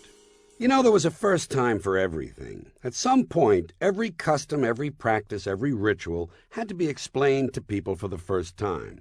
And it must have been tricky, especially in primitive societies. For instance, the first human sacrifice. Not of the enemy, but the first ritual killing of a member of your own tribe. Someone had to announce it to the people. Someone with authority, but probably not the top guy. A sergeant. A primitive sergeant addressing a band of early cave people, or hunters, gatherers, whatever, explaining the human sacrifice. Of course, first, he would have to get his other announcements out of the way. All right, listen up, you people in the trees. You want to pay attention, please. The guys in the bushes, you want to put the woman down? Thank you very much. Okay. Is everybody here? Andy, check the caves. Make sure everybody's out here. And Andy, don't wake up the bears, huh? Don't wake up the bears, okay? Remember what happened last time? We can't spare any more people. Okay. Few things I want to go over, then I'm going to tell you about something new, something we haven't tried before, so I don't want you to be nervous. I know you don't like new things. I remember last year a lot of people freaked out when someone came up with the wheel. People went nuts. They said, well, this is it. It's all over. It's the end of the world, blah, blah, blah. And somebody pointed out that we didn't have any axles. I think it was Richie. He said if we really want to invent something special, we ought to come up with the axle. Well, I guess you're always going to have a couple of wise guys. But anyway, we went ahead, as you know, and made a couple of hundred of these big stone wheels, which is kind of stupid when you think about it. The only thing you can do with them is roll them down a hill, which isn't such a top-notch idea. I think the people who live at the bottom of the hill will bear me out on that. Okay, moving along here. It has come to my attention that some people have been drawing pictures on the walls of the caves. Pictures of bulls, antelopes, couple of horses. I think I even seen a goat on one of the walls. Listen, let me tell you something. Might seem like fun to you, but it looks awful. If you can't keep a place clean, maybe you don't deserve a nice cave. You don't see the bats drawing pictures on the walls, do you? No, they hang upside down, they take a crap, they don't bother anybody. You people don't know when you're well off. Maybe you'd like to go back to living in the trees, huh? Huh? Remember that? Remember the trees? Competing with the baboons and gibbons for hazelnuts and loganberries? Degrading. So there'll be no more drawing on the walls. A couple of thousand years from now, people are going to come here. They're going to study these caves. The last thing they want to see is a lot of horse pictures on the walls. Okay, continuing on here. As some of you might have noticed, last night the fire went out. Couple of guys on guard duty were jacking around, playing grab ass, and one of them, Octavio, the short guy with the bushy hair, well, one of the short guys with the bushy hair. Anyways, Octavio fell on the fire, and the fire went out. Unfortunately for Octavio, he died in the incident. Unfortunately for us, he was the only one who knew how to light the fire. So we're going to have a contest. First guy to get a fire going and keep it going wins a prize. It's a hat. Nothing fancy, just a regular hat. The kind with the ear laps. Okay, next item here. We're starting to get some complaints from the women about dating procedures. This mainly concerns the practice of clubbing the women on the head and dragging them back to the cave by the hair. They would like us to discontinue this practice, especially the hair part. It seems some of them go to a lot of trouble and expense to fix up their hair for a date, and they feel the dragging has a negative effect on their appearance. As far as the clubbing is concerned, they'd like to eliminate that too, because what happens is a lot of them have an enjoyable date, and then they can't remember it in the morning. Moving right along, as you all know, it's been our practice when we find a new plant that looks good to eat, we test it on the dogs to see if it's poison. Everybody remember the berries we tested last week on the big brown dog? Huh? How many ate the berries simply because the dog didn't die that day? Quite a few. Well, I got bad news. The dog died last night. Apparently it was a slow-acting poison. Yeah, Laszlo, yeah? You didn't eat the berries, but this morning you ate the dog. Well, Laszlo, you got about a week. Food chain. How many times do I got to tell you people? Food chain. By the way, anyone who's getting into that new cannibalism crap, I won't mention any names, but I'd strongly suggest not eating Laszlo, okay? Or anyone else for that matter. All right, now we got to talk about the hated band of enemy people who live in the Dark Valley. As some of you might know, the hated band of enemy people who live in the Dark Valley snuck into the camp last night and stole a whole bunch of our stuff. They got those sticks we were saving. They got the rocks we piled up near the big tree. They also took 16 trinkets, the ones we got in the trade with the friendly bent-over people from the tall mountains near the sun. I think it was them. It was either them or the guys with the really big foreheads down by the river. Anyways, as I recall, we came off a cool 200 animal skins for those trinkets, and frankly, the chief and I think we got screwed. And by the way, speaking of screwing, they also stole several of our women last night, along with a couple of those sensitive men we've been using as women. Okay, a new problem has come up that we're going to have to deal with. It concerns the growing menace of people chewing the leaves of the dream plant. It's gotten completely out of hand. At first it wasn't so bad, after a long day of hunting or gathering, whatever. People would chew a couple of leaves to relax. Recreational chewing. No harm, no foul. But then some guys couldn't leave it alone, They would chew way too much and lose control. Some of them became verbally abusive. Of course, they couldn't help what they were saying. It wasn't them talking, it was the leaves talking. But hey, nevertheless. Then we found out some people were chewing on the job, not only endangering the lives of their co-hunters or co-gatherers, whatever, but also lowering the amount of food we acquire while somehow at the same time greatly increasing the rate of consumption of their own food. One of the gatherers, a short guy with bushy hair, I think it was Norris, he got whacked out of his skull on leaves last week, and he came in from gathering with a grand total, get this, a grand total of 6 berries and 1 nut. And this guy had been out in the bushes for 8 days. But now we're running into an even more serious problem with the dream plant that affects the safety of everyone. It seems that some people are chewing the leaves and then running around in circles at high speed. As a result, we're starting to get a huge increase in the number of accidents. People are crashing into each other. Please, try to remember, chewing and running around in circles at high speed don't mix. If you're going to run around in circles, don't chew. If you're going to chew, for God's sakes, don't be running around in circles. Designate someone. So try to be aware of the signs of leaf abuse. If you're chewing in the morning, you got a problem. If you're chewing alone, you got a problem. It's no disgrace. Get some help. Say no to leaves. Okay, now, like I said earlier, we got a new thing we're going to be doing. And I want to announce it today. It's going to be a custom. Remember customs? Who can name a custom? Nat? Going to sleep at night. Well, that's close, Nat. That's almost like a custom. Who else can name a custom? Killing the animals before we eat them. Okay. Actually, Jules, that's more like a necessity, isn't it? Yeah, more like a necessity. Looking for a custom here. Another custom. Dwayne. Washing the rocks and drying them off before you throw them at the enemy during a rock fight? Is that what you've been doing, Dwayne? Really? Well, I guess that would explain the disproportionately high number of rock injuries in your squad, wouldn't it? Anyway, this new custom is quite different, and it might come as something of a surprise to you, so make sure you're sitting down, or at least leaning on something firm. And you people standing over near the cliff, you might want to drift over this way a little bit. Now, I want you to remember that no matter what I say, this is going to please the corn god, okay? The new custom is going to help with the corn. Got it? Remember a couple of years ago we had no corn, and we had to eat the trees, and a lot of people died? How many want to go back to eating the trees? Okay, I rest my case. Huh?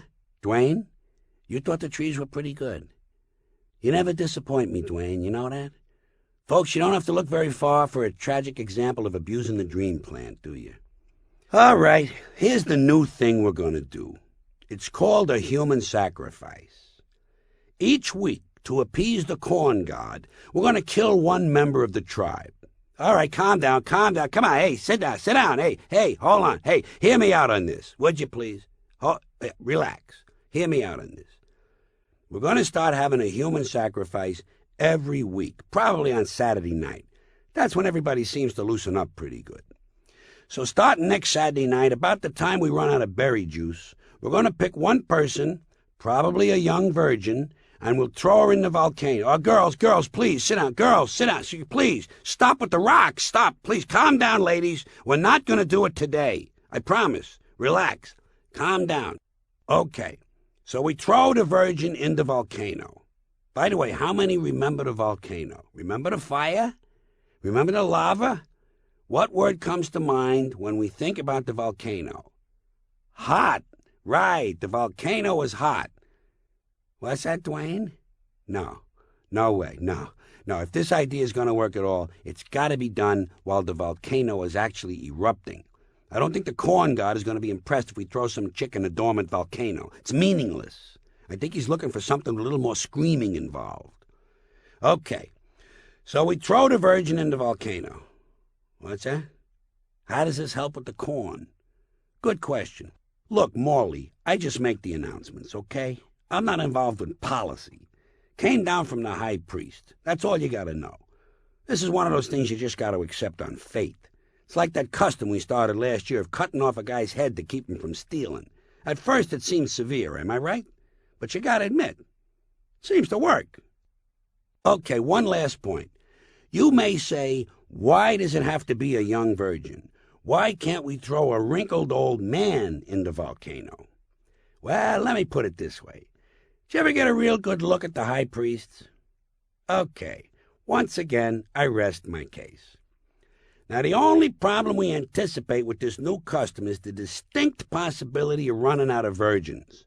You gotta figure, best case scenario, we're not gonna see any corn till late next year. So it looks like we're gonna be waxing virgins at quite a clip here. And hey, girls, don't take this the wrong way, but we don't have that many virgins to begin with. Am I right?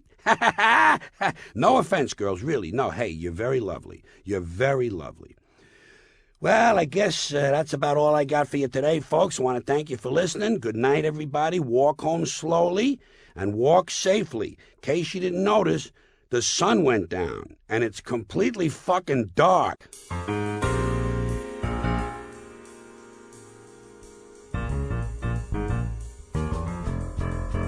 I don't like moths because I can't predict their flight patterns. They don't seem to know where they're going. I don't like that. And they're always hanging around light bulbs. Somehow they're even able to get inside the sealed light fixture between the bulb and the outer glass. How do they do that? One day you can clean out 100 old dead moths and then put the clean globe back on the light, and a month later there'll be another 20 full-grown dead moths inside the globe. How do they get in there? And what is this attraction to light all about anyway? You know what I think they're doing? I think they're trying to read the writing on the light bulb. It's hard to read, isn't it? The writing on a light bulb is placed right where you can't read it when the light is on because the light is too bright. And then when the light is off, you can't read it because there's not enough light. No wonder moths are so fucked up. Whenever I hear about a peacekeeping force, I wonder if they're so interested in peace, why do they use force? My watch stopped. I think I'm down a quartz. Don Ho can sign autographs 3.4 times faster than Ephraim Zimbalist Jr. The truth is, Pavlov's dog trained Pavlov to ring his bell just before the dog salivated. Is the kidney a bean-shaped organ, or is the bean a kidney-shaped legume? Why does Filipino start with an F and Philippines starts with PH? Why do shoelaces only come in certain sizes? How can a color be artificial? I look at red Jell-O and it's just as red as it can be. Why is it the other side of the street always crosses the street when I do? Sometimes when I'm told to use my own discretion, if no one is looking, I'll use someone else's. But I always put it back.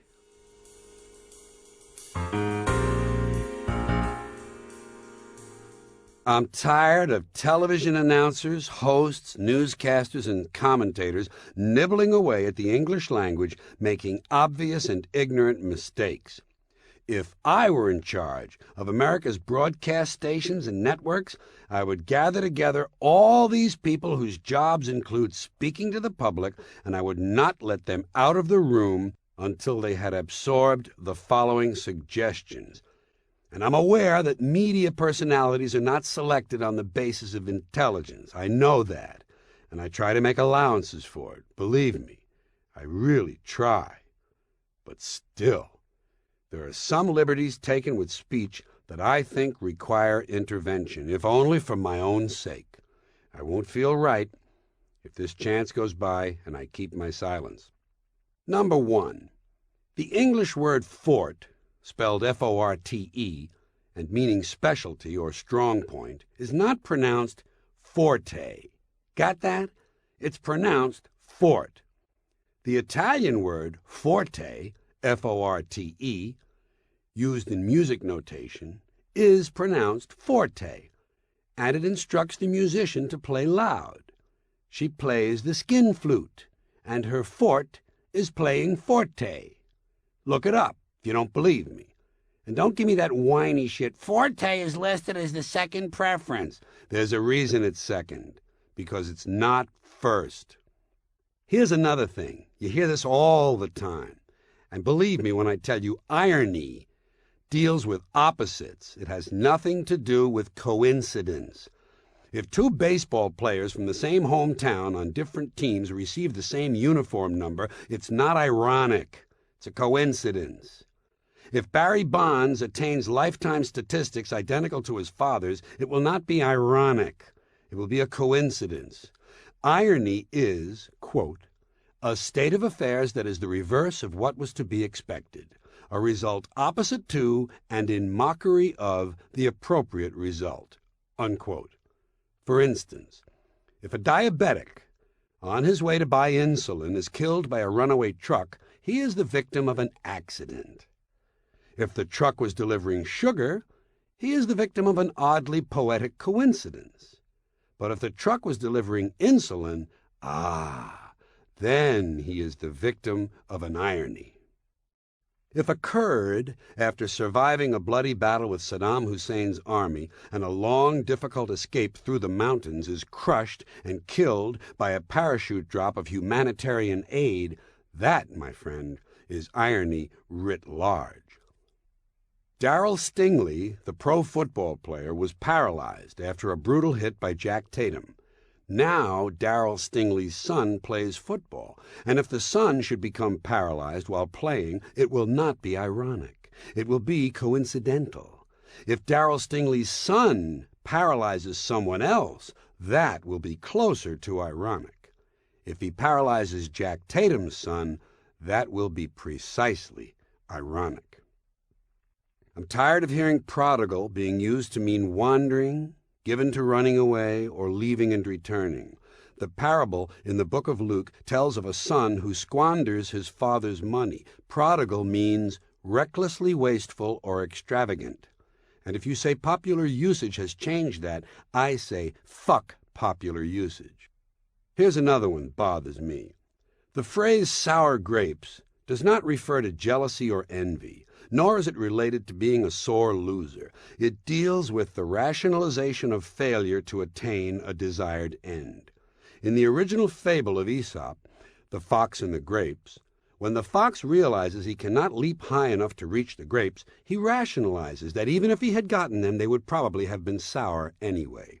Rationalization. That's all sour grapes means. It doesn't deal with jealousy or sore losing. Yeah, I know, you say, well, many people are using it that way, so the meaning is changing. And I say, well, many people are really fucking stupid, too. Should we just adopt all their standards? Here's another one. Strictly speaking, celibate does not mean not having sex. It means not being married. No wedding. The practice of refraining from sex is called chastity or sexual abstinence. No fucking. Priests don't take a vow of celibacy. They take a vow of chastity, sometimes referred to as the no nookie clause. And speaking of sex, the Immaculate Conception does not mean Jesus was conceived in the absence of sex. It means Mary, his mother, was conceived without original sin. That's all it has ever meant. And according to the tabloids, Mary is apparently the only one who can make such a claim. The Jesus thing is called virgin birth. Even Catholics get that one wrong. Momentarily means for a moment, not in a moment. The word for in a moment is presently. I will be there presently, Dad, and then, after pausing momentarily, I will kick you in the nuts. No other option and no other alternative are redundant. The words option and alternative already imply otherness. I had no option, Mom. I got this huge erection because there was no alternative. This rule is not optional. The alternative is to be wrong. You should not use criteria when you mean criterion, for the same reason that you should not use criterion when you mean criteria. These is my only criterions. And by the way, a light year is a measurement of distance, not time. It will take light years for young basketball players to catch up with the number of women Wilt Chamberlain has fucked is a scientific impossibility, probably in more ways than one. And a lot of people on television should be told an acronym is not just any set of initials. It applies only to those initials that can be pronounced as words. MAD, DARE, NATO, UNICEF. Those are acronyms. FBI, CIA, and KGB are not. They're just pricks. And I know I'm fighting a losing battle with this one, but I refuse to surrender. Collapsing a building with explosives is not an implosion. An implosion is a very specific scientific phenomenon. The collapsing of a building with explosives is the collapsing of a building with explosives. The explosives explode, and the building collapses inwardly. That is not an implosion. It is an inward collapsing of a building followed by a series of smaller explosions designed to make it collapse inwardly. Period. Fuck you.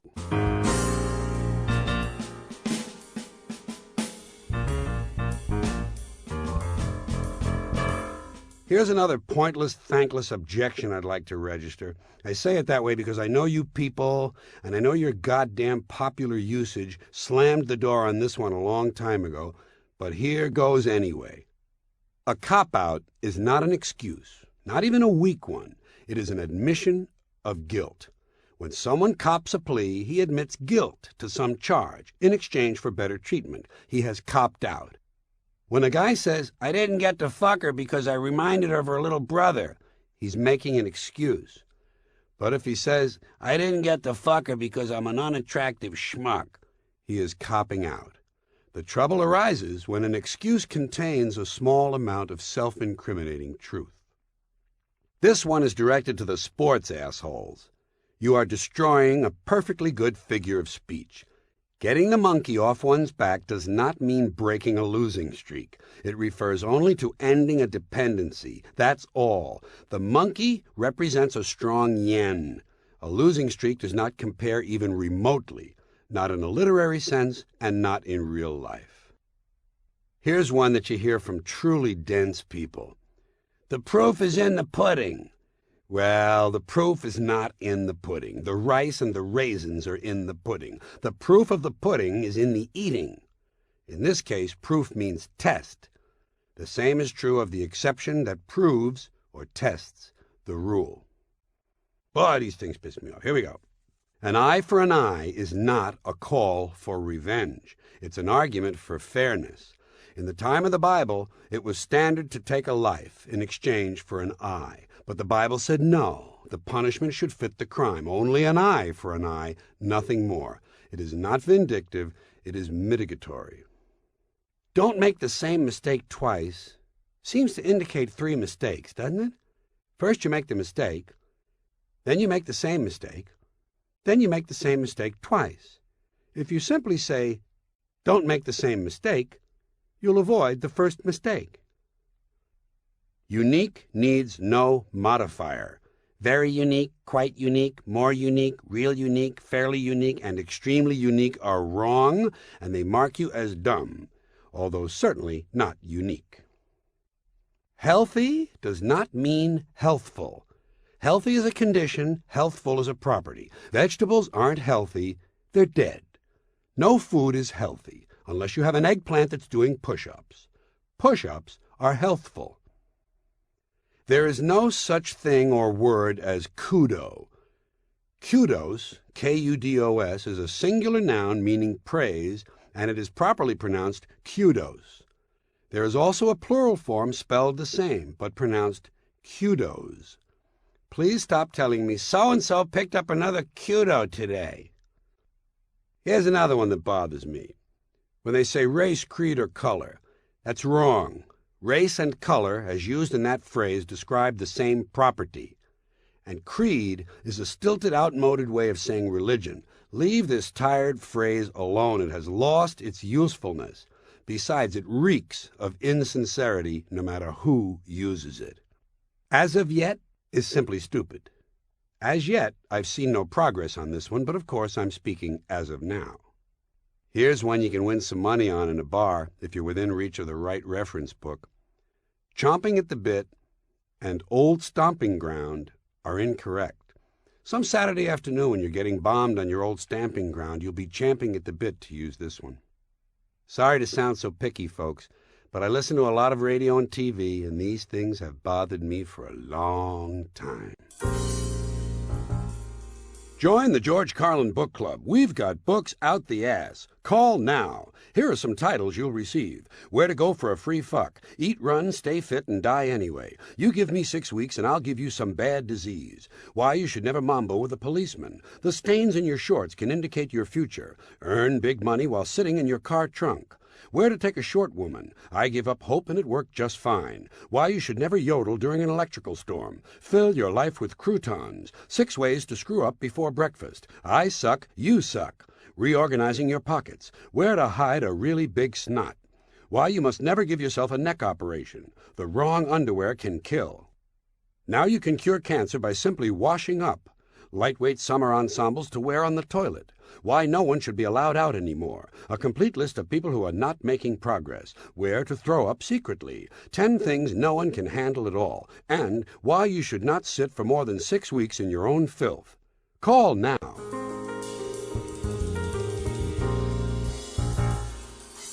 I dread the deaths of certain super celebrities. Not because I care about them, but because of all the shit I have to endure on television when one of them dies. All those tributes and retrospectives. And the bigger the personality, the worse it is. For instance, imagine the crap we'll have to endure on TV when Bob Hope dies.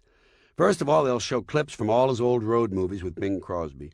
And you can bet that some news anchor asshole will turn to the pile of clothing next to him and say, "Well, Tammy, I guess Bob's on the road to heaven now." Then there'll be clips of all those funny costumes he wore on his TV specials, including the hippie sketch, where they'll show him saying, "Far out, man, far out." They'll show him golfing with dead presidents, kissing blonde bombshells, and entertaining troops in every war since we beat the shit out of the Peloponnesians. And at some point, a 70-year-old veteran will choke up and say, "I just missed seeing him at Iwo Jima, 'cause I got my legs blowed off. He's quite a guy." Ex-presidents, including the dead ones, will line up 4 abreast to tell us what a great American he was. Show business perennials will desert golf courses from Palm Springs to OJ's lawn to lament sadly as how this time Bob hooked one into the woods. And regarding his talent, a short comedian in a checkered hat will speak reverently about Hope's incredible timing. And this stuff will be on every single newscast day and night for a week. There'll be special 1-hour salutes on Good Morning America, The Today Show, and CBS This Morning. Ted Koppel will ask Henry Kissinger if it's true Bob Hope actually shortened some of our wars by telling jokes close to the front lines. CNN will do a series of expanded Showbiz Todays. One of the cable channels will do a 1-week marathon of his movies. And it goes without saying that NBC will put together a 3-hour primetime special called Thanks for the Memories. But at the last minute, they'll realize Bob Hope's audience skews older, and they'll sell it to CBS. Then there'll be the funeral, carried live on the Dead Celebrity Channel, with thousands of grotesque, acne-ridden fans seeking autographs from all the show business clowns who dug out their best black golfing outfits to attend, quote, "one of the hottest burials to hit this town in decades, Variety." And all this shit will go on for weeks and weeks and weeks until Milton Berle dies, and then it'll start all over again. I dare not even contemplate Ronald Reagan.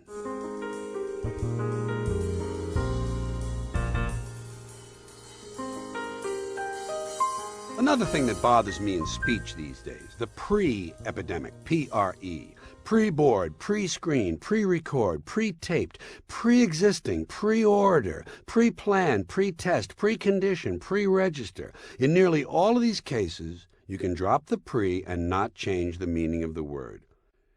They say the Suicide film was not pre-screened by the school. No, of course not. It was screened. You can call and pre-qualify for a loan over the phone. Your loan is pre-approved. Well, if my loan is approved before I call, then no approval is necessary. The loan is simply available. There are many popular beliefs that are rooted in familiar expressions and sayings, and many of them simply aren't true. Everything comes in threes. Not true. In reality, everything comes in ones. Sometimes, when 3 ones come in a row, it seems like everything comes in threes. And by the way, in medieval times, it was widely believed that everything came in 26s. They were wrong, too. It just took them longer to recognize a pattern. People say when you die, you can't take it with you. Well, that depends on what it is. If it's your dark blue suit, you can certainly take it with you. In fact, not only can you take it with you, you can probably put some things in the pockets. You learn something new every day. Actually, you learn something old every day. Just because you just learned it doesn't mean it's new. Other people already knew it. Columbus is a good example of this. The sky's the limit. Well, how can the sky be the limit? The sky never ends. What kind of a limit is that? The earth is the limit. You dig a hole, and what do you keep getting? More earth. The earth's the limit. You get what you pay for. Clearly, this is not true. Have you been shopping lately? Only a naive person would believe that you get what you pay for. In point of fact, if you check your purchases carefully, you'll find that you get whatever they feel like giving you. And if corporations get any more powerful, you soon might not even get that. Tomorrow is another day. Not true. Today is another day. We have no idea what tomorrow is going to be. It might turn out to be another day, but we can't be sure. If it happens, I'll be the first to say so. But you know what? By that time, it'll be today again. Nice guys finish last. Not true. Studies have shown that on the average, nice guys finish third in a field of 6. Actually, short guys finish last. By the way, in medieval times, it was widely believed that nice guys finished 26th. You can see how limited those people were. If you've seen one, you've seen them all. Do we even have to talk about this one? This should be obvious. If you've seen one, you've seen one. If you've seen them all, then you've seen them all. I don't understand how this one even got started. Those were the days. No, those were the nights. Think back. Weren't the nights better? Days you had to work. Nights you went to parties, danced, drank, got laid. Those were the nights. There's no such thing as a free lunch. Well, what about when you eat at home? I don't pay when I eat lunch at home. It's free. Sometimes I'll leave a tip, but basically it's a free lunch. Yeah, I know we had to buy the food at the store, but as the Zen Buddhists say, the food is not the lunch. You pays your money and you takes your choice. Well, I think what I said earlier still applies here. You pays your money and you takes whatever they jolly well give you. Actually, when you get right down to it, you pays your money and you loses your money. Everybody has his price. Not so. Would you believe there are millions of people who do not have their price? Thanks to a government mix-up, many people have their neighbor's price. They don't make them like they used to. Actually, they do make them like they used to. They just don't sell them anymore. They make them, and they keep them. 2 wrongs don't make a right. Well, it just so happens that 2 wrongs do make a right. Not only that, but as the number of wrongs increases, the whole thing goes up exponentially, so that while 2 wrongs make 1 right and 4 wrongs make 2 rights, it actually takes 16 wrongs to make 3 rights and 256 wrongs to make 4 rights. Seems to me that anyone who is stringing together more than 256 wrongs needs counseling, not mathematics. If it's not one thing, it's another. Not always. Sometimes if it's not one thing, not only is it not another, but it turns out to be something else altogether. You can't win them all. Not true. Believe it or not, there's a man in Illinois who so far has won them all. But don't get too excited. It has also been discovered that under certain circumstances it is possible to lose them all. By the way, there's no record of anyone having tied them all. You can't have it both ways. Well, that depends on how intimately you know the other person. Maybe you can't have it both ways at once. But if you've got a little time, you can probably have it 6 or 7 ways. Things have to get better. They can't get any worse. This is an example of truly faulty logic. Just because things can't get any worse is no reason to believe they have to get better. They might just stay the same. And by the way, who says things can't get any worse? For many people, things get worse and worse and worse. Nobody ever said life was fair. Not so. I specifically remember as I was growing up at least 12 different people telling me life was fair. One person put it this way: "Life, you'll find, is fair, George." Oddly enough, all 12 of those people died before the age of 27. It takes 2 to tango. Sounds good, but simple reasoning will reveal that actually it takes only 1 to tango. It takes 2 to tango together, maybe, but one person is certainly capable of tangoing on his own. By the way, in medieval times, it was widely believed that it took 26 to tango. There's a sucker born every minute, and 2 to take 'em. Well, this may have been true in the past, but now, if you adjust for the increased population base, birth control, and the so-called moral decline, not only are there 5 suckers born every minute, there are now 53 to take him. Life is short. Sorry, life is not short. It's just that since everything else lasts so long, mountains, rivers, stars, planets, life seems short. Actually, life lasts just about the right amount of time, until you die. Death, on the other hand, is short. What you don't know won't hurt you. Why don't we just ask Abe Lincoln and John Kennedy about this one? A few more oxymorons. Mandatory options. Mutual differences. Non-dairy creamer. Open secret. Resident alien. Silent alarm. Sports sedan. Wireless cable. Mercy killing.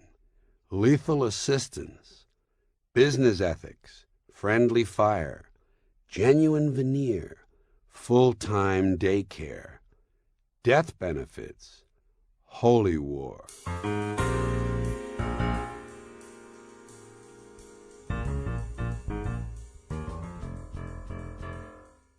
I'm going to give you 15 rules to live by.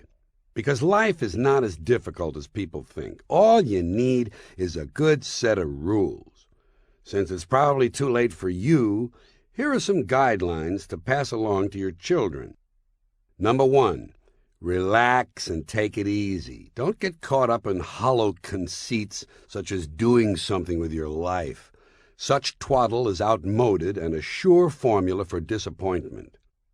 Number 2, whatever it is you pursue, try to do it just well enough to remain in the middle third of the field.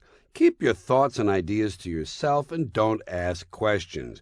Remember, the squeaky wheel is the first one to be replaced.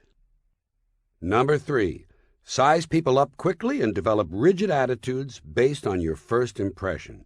If you try to delve deeper and get to know people, you're asking for trouble.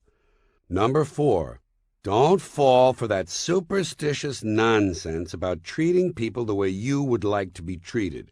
It's a transparently narcissistic approach and may be the sign of a weak mind.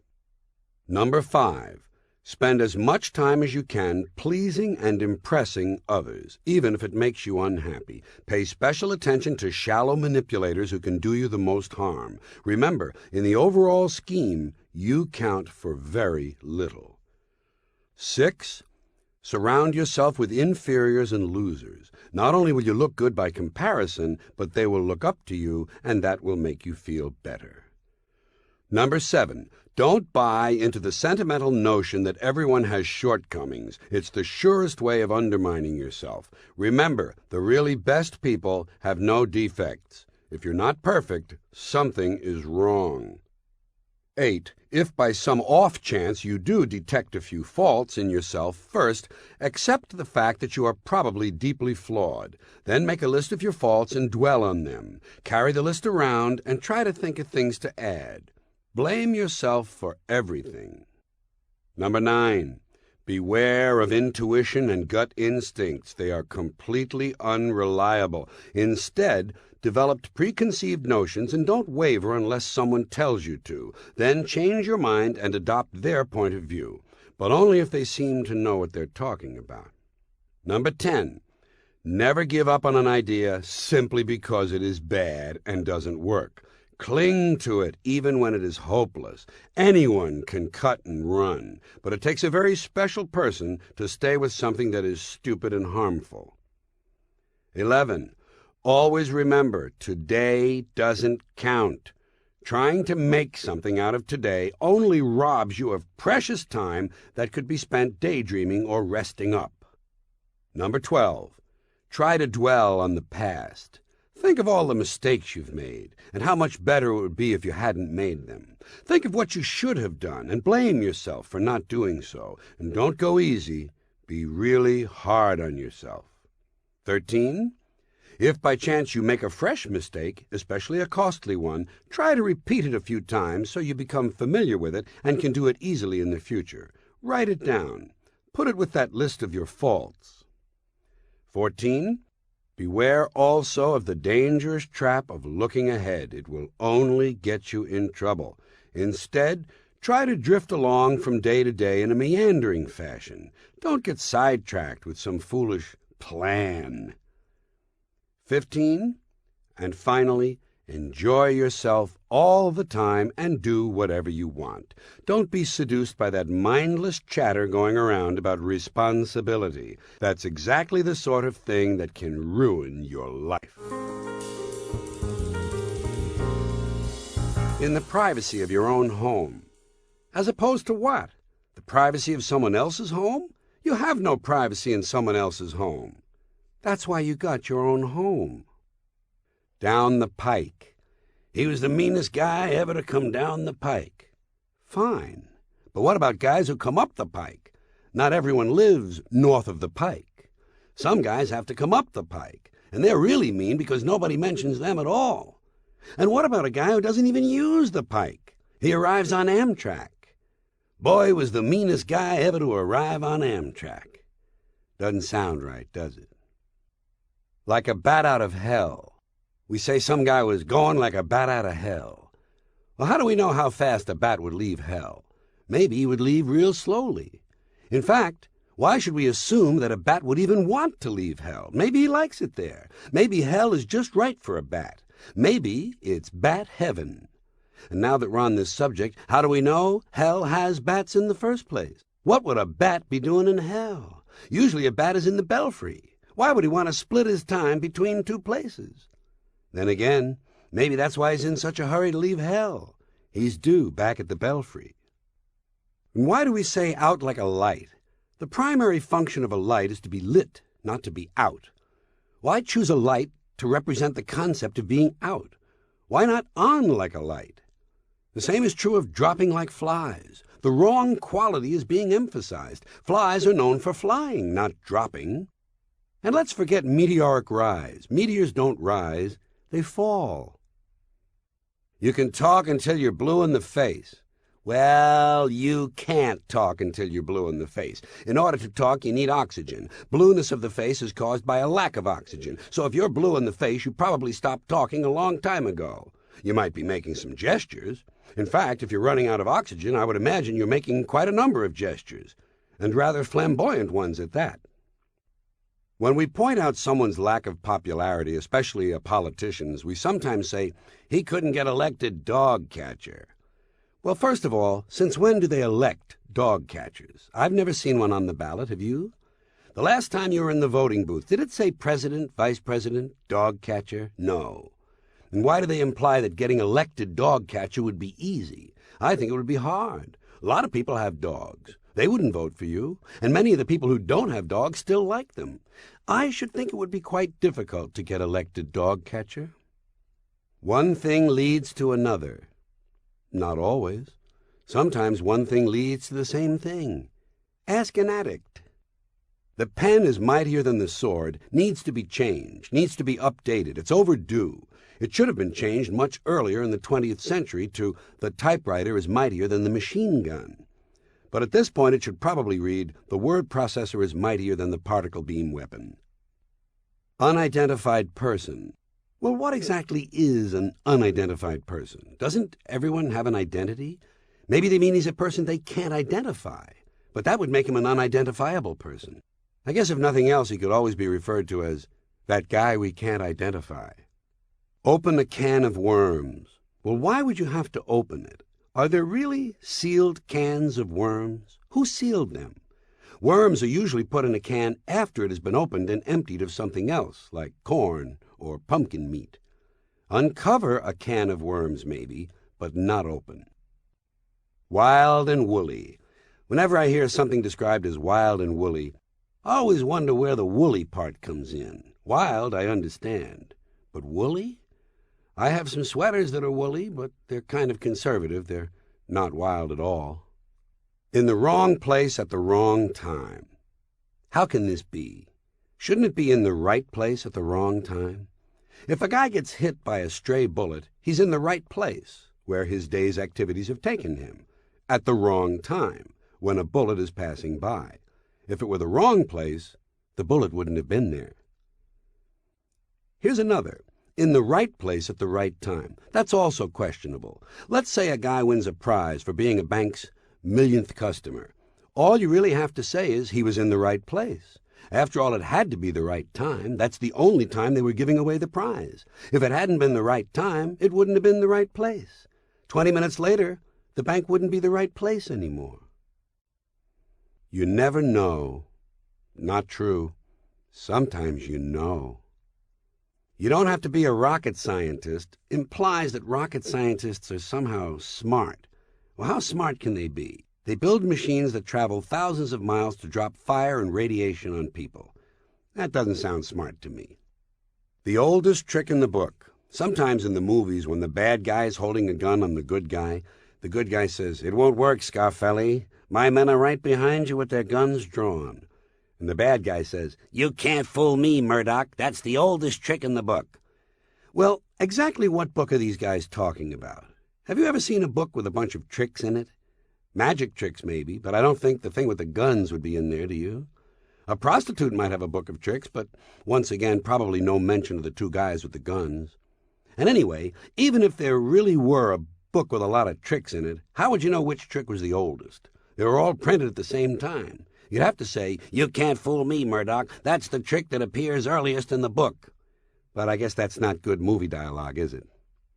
When they say someone is not going to win any popularity contests, what popularity contests are they talking about? I've never heard of these contests. Where do they have them? And who wins? Whoever is winning these popularity contests can't be all that popular. You never hear about them. You could hear a pin drop. Well, you can't hear a pin drop. Not even a bowling pin. When a pin is dropping, it's just floating through the air. There's very little noise. You might be able to hear a pin land, but certainly not drop.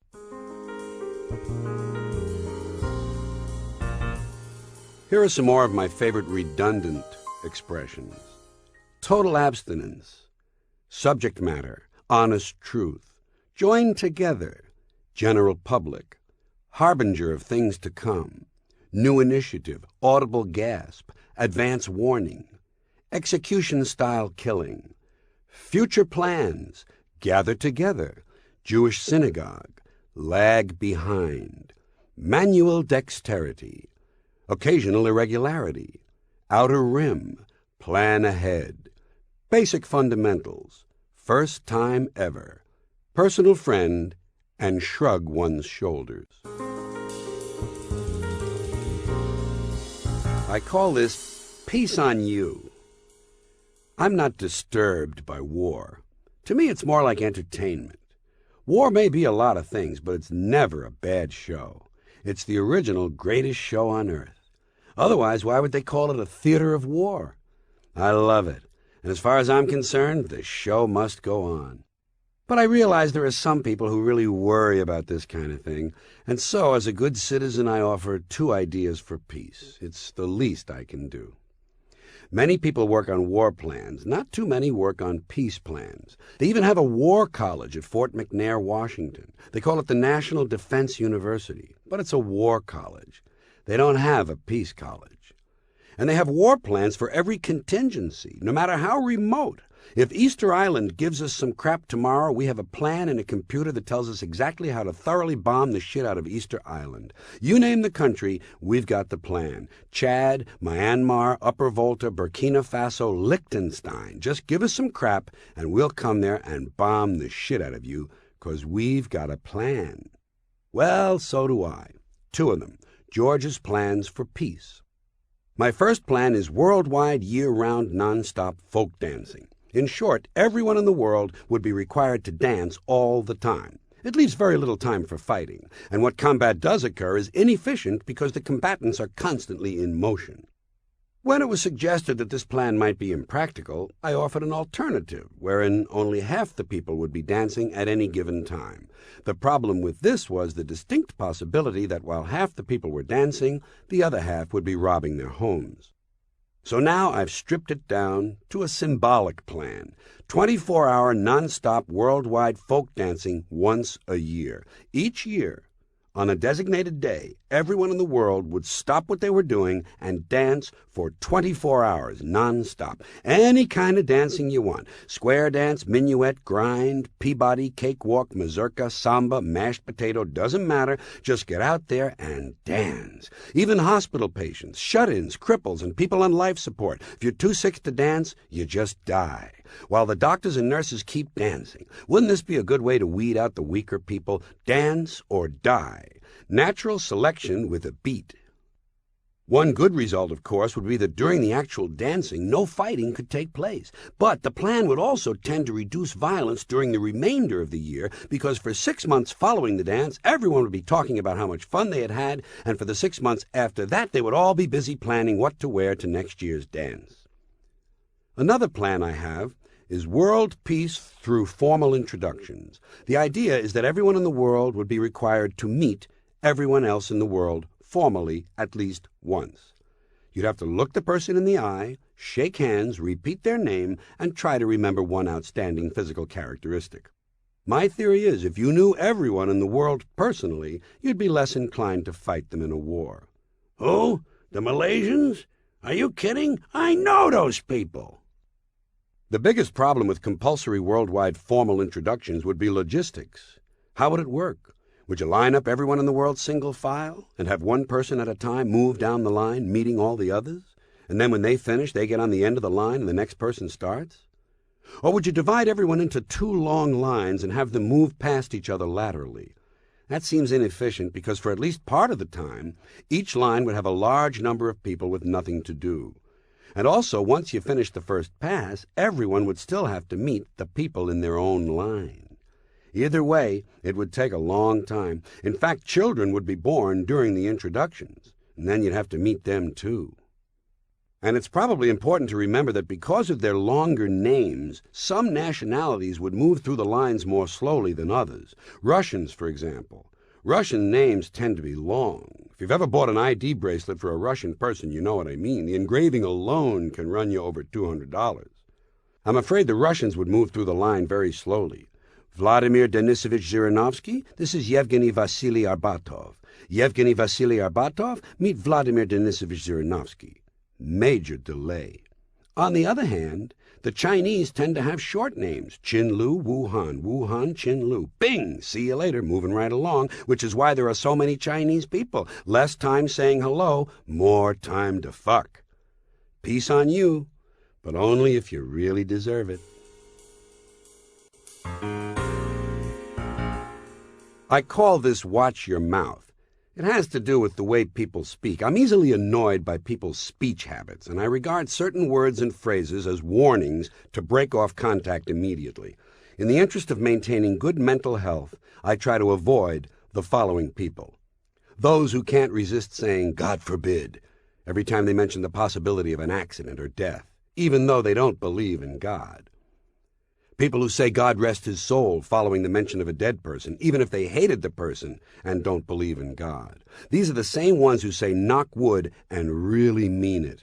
Sometimes they'll even glance around half-heartedly for something to knock on before giving up and just standing there like the morons they are. And speaking of morons, Can't we somehow prevent adults from using words like tushy, boo-boo, and no-no when speaking to grown-ups? Why don't we just send these people to their rooms without supper? Tell them there's not going to be any yummy in their tummy.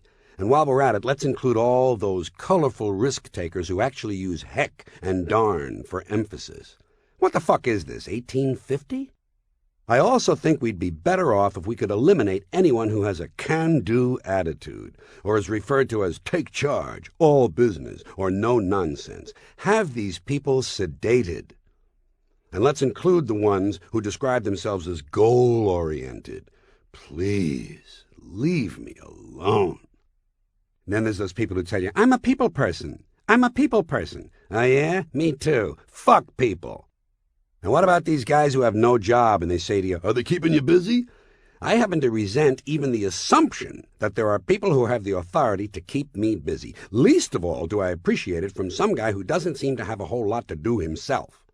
And let's punish every homely man who ever thought it was clever to say, I'm not just another pretty face. And I think it's time to start slapping around these people who can't tell a simple story without repeatedly saying, you know what I'm saying? You know what I'm saying? Here I am trying to listen to the guy, and he's a person who is constantly checking on how he's doing. Blah, blah, blah, blah, blah. You know what I'm saying? No. The question is not, do I know what you're saying? The question is, do you know what you're saying? You follow me on that? I'm also getting tired of arguably. It's weak. It tries to have things both ways. Take a stand.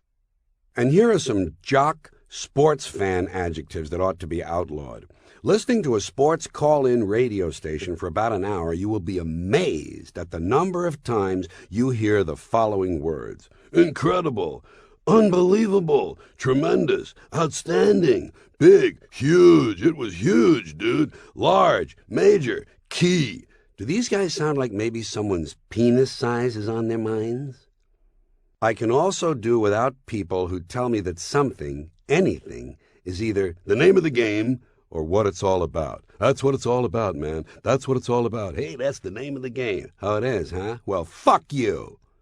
And let's lose these guys who think it's cute to say ouch when someone delivers a small put-down. There's another strain of speaker that I try to avoid, the pretentious and arrogant person. People who refer to themselves as yours truly. What kind of grandiose crap is this?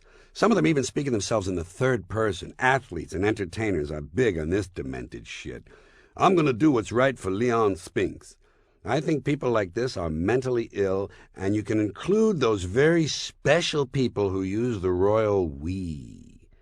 I also instantly dismiss anyone who tells me that some other person has class, is classy, or is a class act, the last of these being the most arrogant. What these speakers are telling you is that since they are among the few people who recognize class, it is their obligation to point it out to sorry-ass folks like you. If you manage to listen to them just a little longer, you'll find that they're completely full of shit. And this is the same type of person who uses the word tasty when referring to music. The previous reference to class is of the same order of arrogance as the phrases not too shabby, he's no dummy, I give him high marks, he's got his head on straight, and he really showed me something. All of these phrases reek of presumed superiority. And just when I thought all those precious twerps were about to stop saying not to worry, and by the by, along came what say you, and at the end of the day, to deepen my suffering. At the end of the day is probably the most pretentious expression to come along since the moi chow crowd descended on us. And just a tad has a phony ring to it. So does just a skosh. Speak English. And be on the alert for anyone who tells you that something they did was life-affirming. Oh, some celebrity said he quit doing his TV show because it stopped being life-affirming. Hey, Skeezix, when you finish affirming your life, get over here and give my dick a couple of jerks. And can't we figure out something evil to do to these people who call themselves survivors? Such self-regard. I'm a survivor. Good. We'll be sure to tell everyone at your funeral that you're a fucking survivor. And this one is almost too easy. Guys who can't leave a room without saying, I'm out of here. I'm out of here. You know what I say to them? Good. Stay the fuck out of here. There are also certain reckless people in this country who are abusing ongoing and early on. Leave these terms alone, please. They mark you as a counterfeit. Early on has faux poetic aspirations, and ongoing has only a very narrow area where it is distinctly appropriate. And some of these ongoing felons are the same ones who have vandalized the phrase, even as we speak. First they shortened it to, as we speak. Then they started using it every 4 minutes or so. Even as I write this, my pissed-offedness is ongoing. And fuck all the asshole people who say, God bless, and then don't bother to complete the sentence. Who are they? I haven't the slightest. But if I were God, I would not honor such a request. Anyway, enjoy. You know, some people talk about reincarnation, and I suppose it would be nice if reincarnation were a reality, but I have problems with the mathematics. At some point, originally, there must have been a time when there were only 2 human beings, don't you think? And they both died, and presumably their souls were reincarnated into 2 other bodies. But that still leaves us with only 2 souls. We now have nearly 6 billion people on the planet. Where are all the extra souls coming from? Is someone printing up souls? Wouldn't that tend to lower their value? I want to tell you a little about myself. I'm 63, that's 17 Celsius, but I've never told you much about my childhood. And listen, I was unusual even before I was born. During pregnancy, my mother carried me very low. In fact, for the last 6 weeks, my feet were sticking out. She was the only woman in the neighborhood who had maternity shoes, but she told me I was a big help when it came to climbing stairs. And I was a healthy baby, except I have one ear that's a little folded and bent. The doctor said it happened because apparently at the precise moment I was being conceived, my mother and father fell off the hood of the car. My parents chose what at that time was the very latest method of childbirth. You've heard of Lamaze? This was La Paz. The mother receives powerful narcotics, the father is sent to Bolivia, and the nurse does all the screaming. Soon as I was born, I noticed babies have it pretty easy. Wake up, cry, piss, roll over, drool, suck, eat, gag, belch, puke, giggle, crap, crawl, stand, fall, cry, scream, bleed, coo, sleep, and dream. I went through the usual stages: imp, rascal, scallywag, whippersnapper. And of course, after that, it's just a small step to full-blown sociopath. I'm probably the only child who went directly from shenanigans to crimes against nature. I was always a little different. Most kids had a dog named Spot. You know what I called my dog? Stain. Different. Instead of my thumb, I sucked my ring finger. And I had a strange ambition. I just wanted to live longer than Jesus. My mother said it was because I was sensitive, so she washed me in woolite.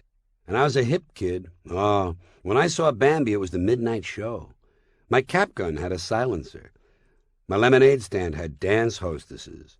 And one night at dinner, when I was about 10, I leaned over to my father and I said, "Hey, man, when am I going to load up on some of that breast milk again?" Still, I was practical. When one of my playmates died in an accident, I asked his mother if I could have his toys. As a boy, I was negatively affected by 2 things. First of all, I grew up on the side of a very steep hill, and I think that can throw you off a little. And here's another thing. When you look at a map lying on a table, north is usually the direction pointing away from you. But my front door faced south, so as you can see, as soon as I left my house, everything was backwards. Things like that have an effect. There's one other thing I should mention. You know how when you're real little, your dad throws you up in the air and catches you? Well, one day my dad threw me up in the air, and I went so high I could see the curvature of the earth. I believe I even caught a glimpse of Sri Lanka. At the time, of course, it was still called Ceylon. Anyway, after he threw me up in the air, he didn't wait around. He walked away. They said after that I was never really the same. They would whisper, "The boy's no longer playing with a full bag of jacks." What happened was I became a loner. I just wanted to be by myself. I had an imaginary friend, but I didn't bother with him. Fuck him. Let him get his own friends. I got no time for people like that. When you're a loner, of course, you have to make up your own games. Tag is difficult. I used to play cop, and instead of hide and seek, I would play a pathetic little game called hide. One time I remained hidden for over a month before I realized that no one was looking for me. It was sad, really, but there are compensations. To this day, I remain unchallenged at musical chair. My mother would say, "Why are you always playing alone?" And I would say, "I'm not playing, Ma, I'm fucking serious." They first noticed I was strange when I insisted on listening to the circus on the radio. I guess I was a bad boy. Besides shitting in my pants, I would also shit in other people's pants. Eventually, she sent me to a child psychologist. It was all the vogue at the time. So I went, and I honestly believe he was crazier than I was. I should have stabbed him many times in the eyes with a railroad spike while I still had the chance. I consider it a lost opportunity. One problem was that my mother was very strict, and on top of that she was a physically imposing woman. Thinking back, the person she most reminds me of is Charles Carlin. I didn't really like her, you know. I remember staring at the orphanage and feeling envy. Of course, it wasn't all bad. Have some pleasant memories, too. Every Sunday after church, my mother and I would buy the Sunday papers and walk home together, and then she'd get drunk and try to make pancakes. In a way, I take all the blame, though. I was hard to handle, and it wasn't easy on her. As I said, I'm 63 now, and she still isn't over postpartum depression. Yet she's a typical mom. She still thinks I'm going to be tall. And you know something? Her wish is coming true, because she's getting smaller. Soon I will be, too. I guess the thing I miss most about childhood is riding piggyback. And here's something I don't tell too many people. I still like to ride piggyback occasionally. I really do. And I don't mean across the room. I'm talking about long trips. I went to Florida last winter. Piggyback. Fortunately, I have very indulgent friends, and I pay top dollar.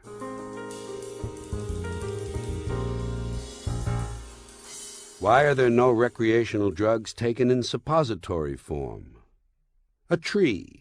First you chop it down, then you chop it up. If a painting can be forged well enough to fool experts, why is the original so valuable?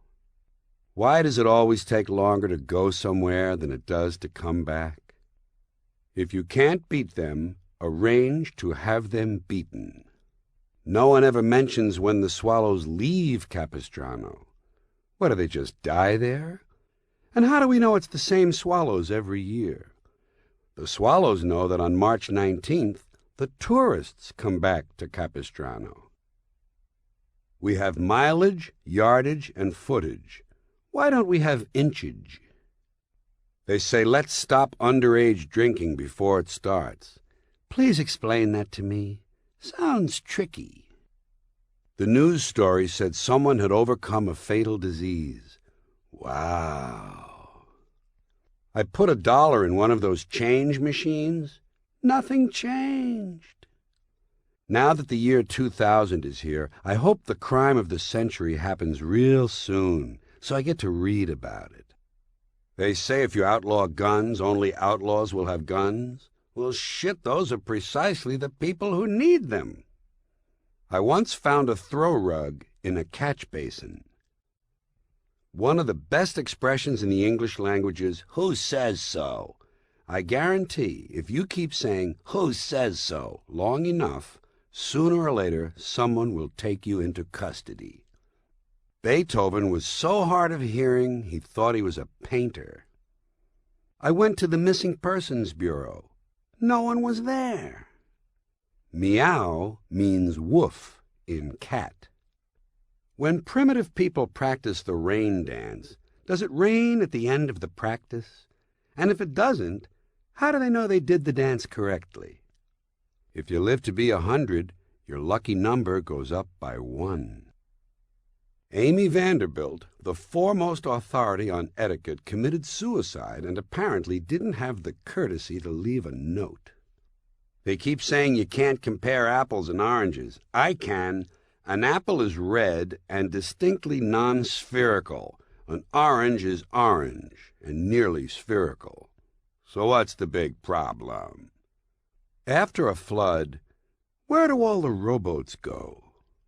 When Popeye blows through his pipe, why doesn't he get sprayed with burning ash?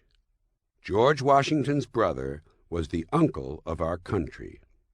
If you fall asleep on the couch in a house where a woman is present, there will be a blanket or a coat covering you when you awaken.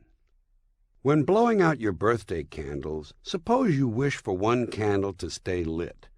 Is it possible for your wish to come true? The day after tomorrow is the third day of the rest of your life. Why must hailstones always be the size of something else? And if it must be that way, why don't they have hailstones the size of testicles? I often think how different the world would have been if Hitler had not been turned down when he applied to art school. So far, the Ku Klux Klan has not produced any really great composers. You know, when you look at some of Picasso's paintings, makes you wonder what kind of woman he visualized when he masturbated. You know, we use the sun to make electricity, and then we use the electricity to operate sun lamps and tanning machines. Prefix has no suffix, but suffix has a prefix. If a really stupid person becomes senile, how can you tell? I read somewhere that in the last census, 1.6% of the people were not counted. How can they know that? What exactly is viewer discretion? If viewers had discretion, most television shows would not be on the air. Remember, inside every silver lining, there's a dark cloud. Dogs lead a nice life. You never see a dog with a wristwatch. What exactly is mid-air? Is there some other part of air besides the mid part? I'd like to live in a country where the official motto was, "You never know." It would help me relax. The reason they call it the American dream is because you have to be asleep to believe it. It goes without saying that I'm not the only person who has noticed this, but I never got to spell it out my way before. Comedy's nature has two sides. Everybody wants a good time and a couple of laughs, and of course the comic wants to be known as a real funny guy. But the language of comedy is fairly grim and violent. It's filled with punchlines and gags and slapstick. After all, what does a comic worry most about? Dying. He doesn't want to die. Geez, I was dying. It was like death out there, like a morgue. I really bombed. Comics don't want to die, and they don't want to bomb. They want to go over with a bang and be a real smash. And if everything works out, they're successful and they make you laugh, they can say, "I killed them. I slaughtered those people. I knocked them dead." And what phrases do we use when we talk about the comic? He's a riot, a real scream, a rib-splitting knee-slapper. My sides hurt, my cheeks ache. He broke me up, cracked me up, slayed me, fractured me. He had me in stitches. I busted a gut. I get a real kick out of that guy. Laugh? I thought I'd die. Well, that's about it, folks. I hope you enjoyed hearing my book. Going home now and write my second book. If you'd like to come over to the house and listen to me type, you're perfectly welcome to do so.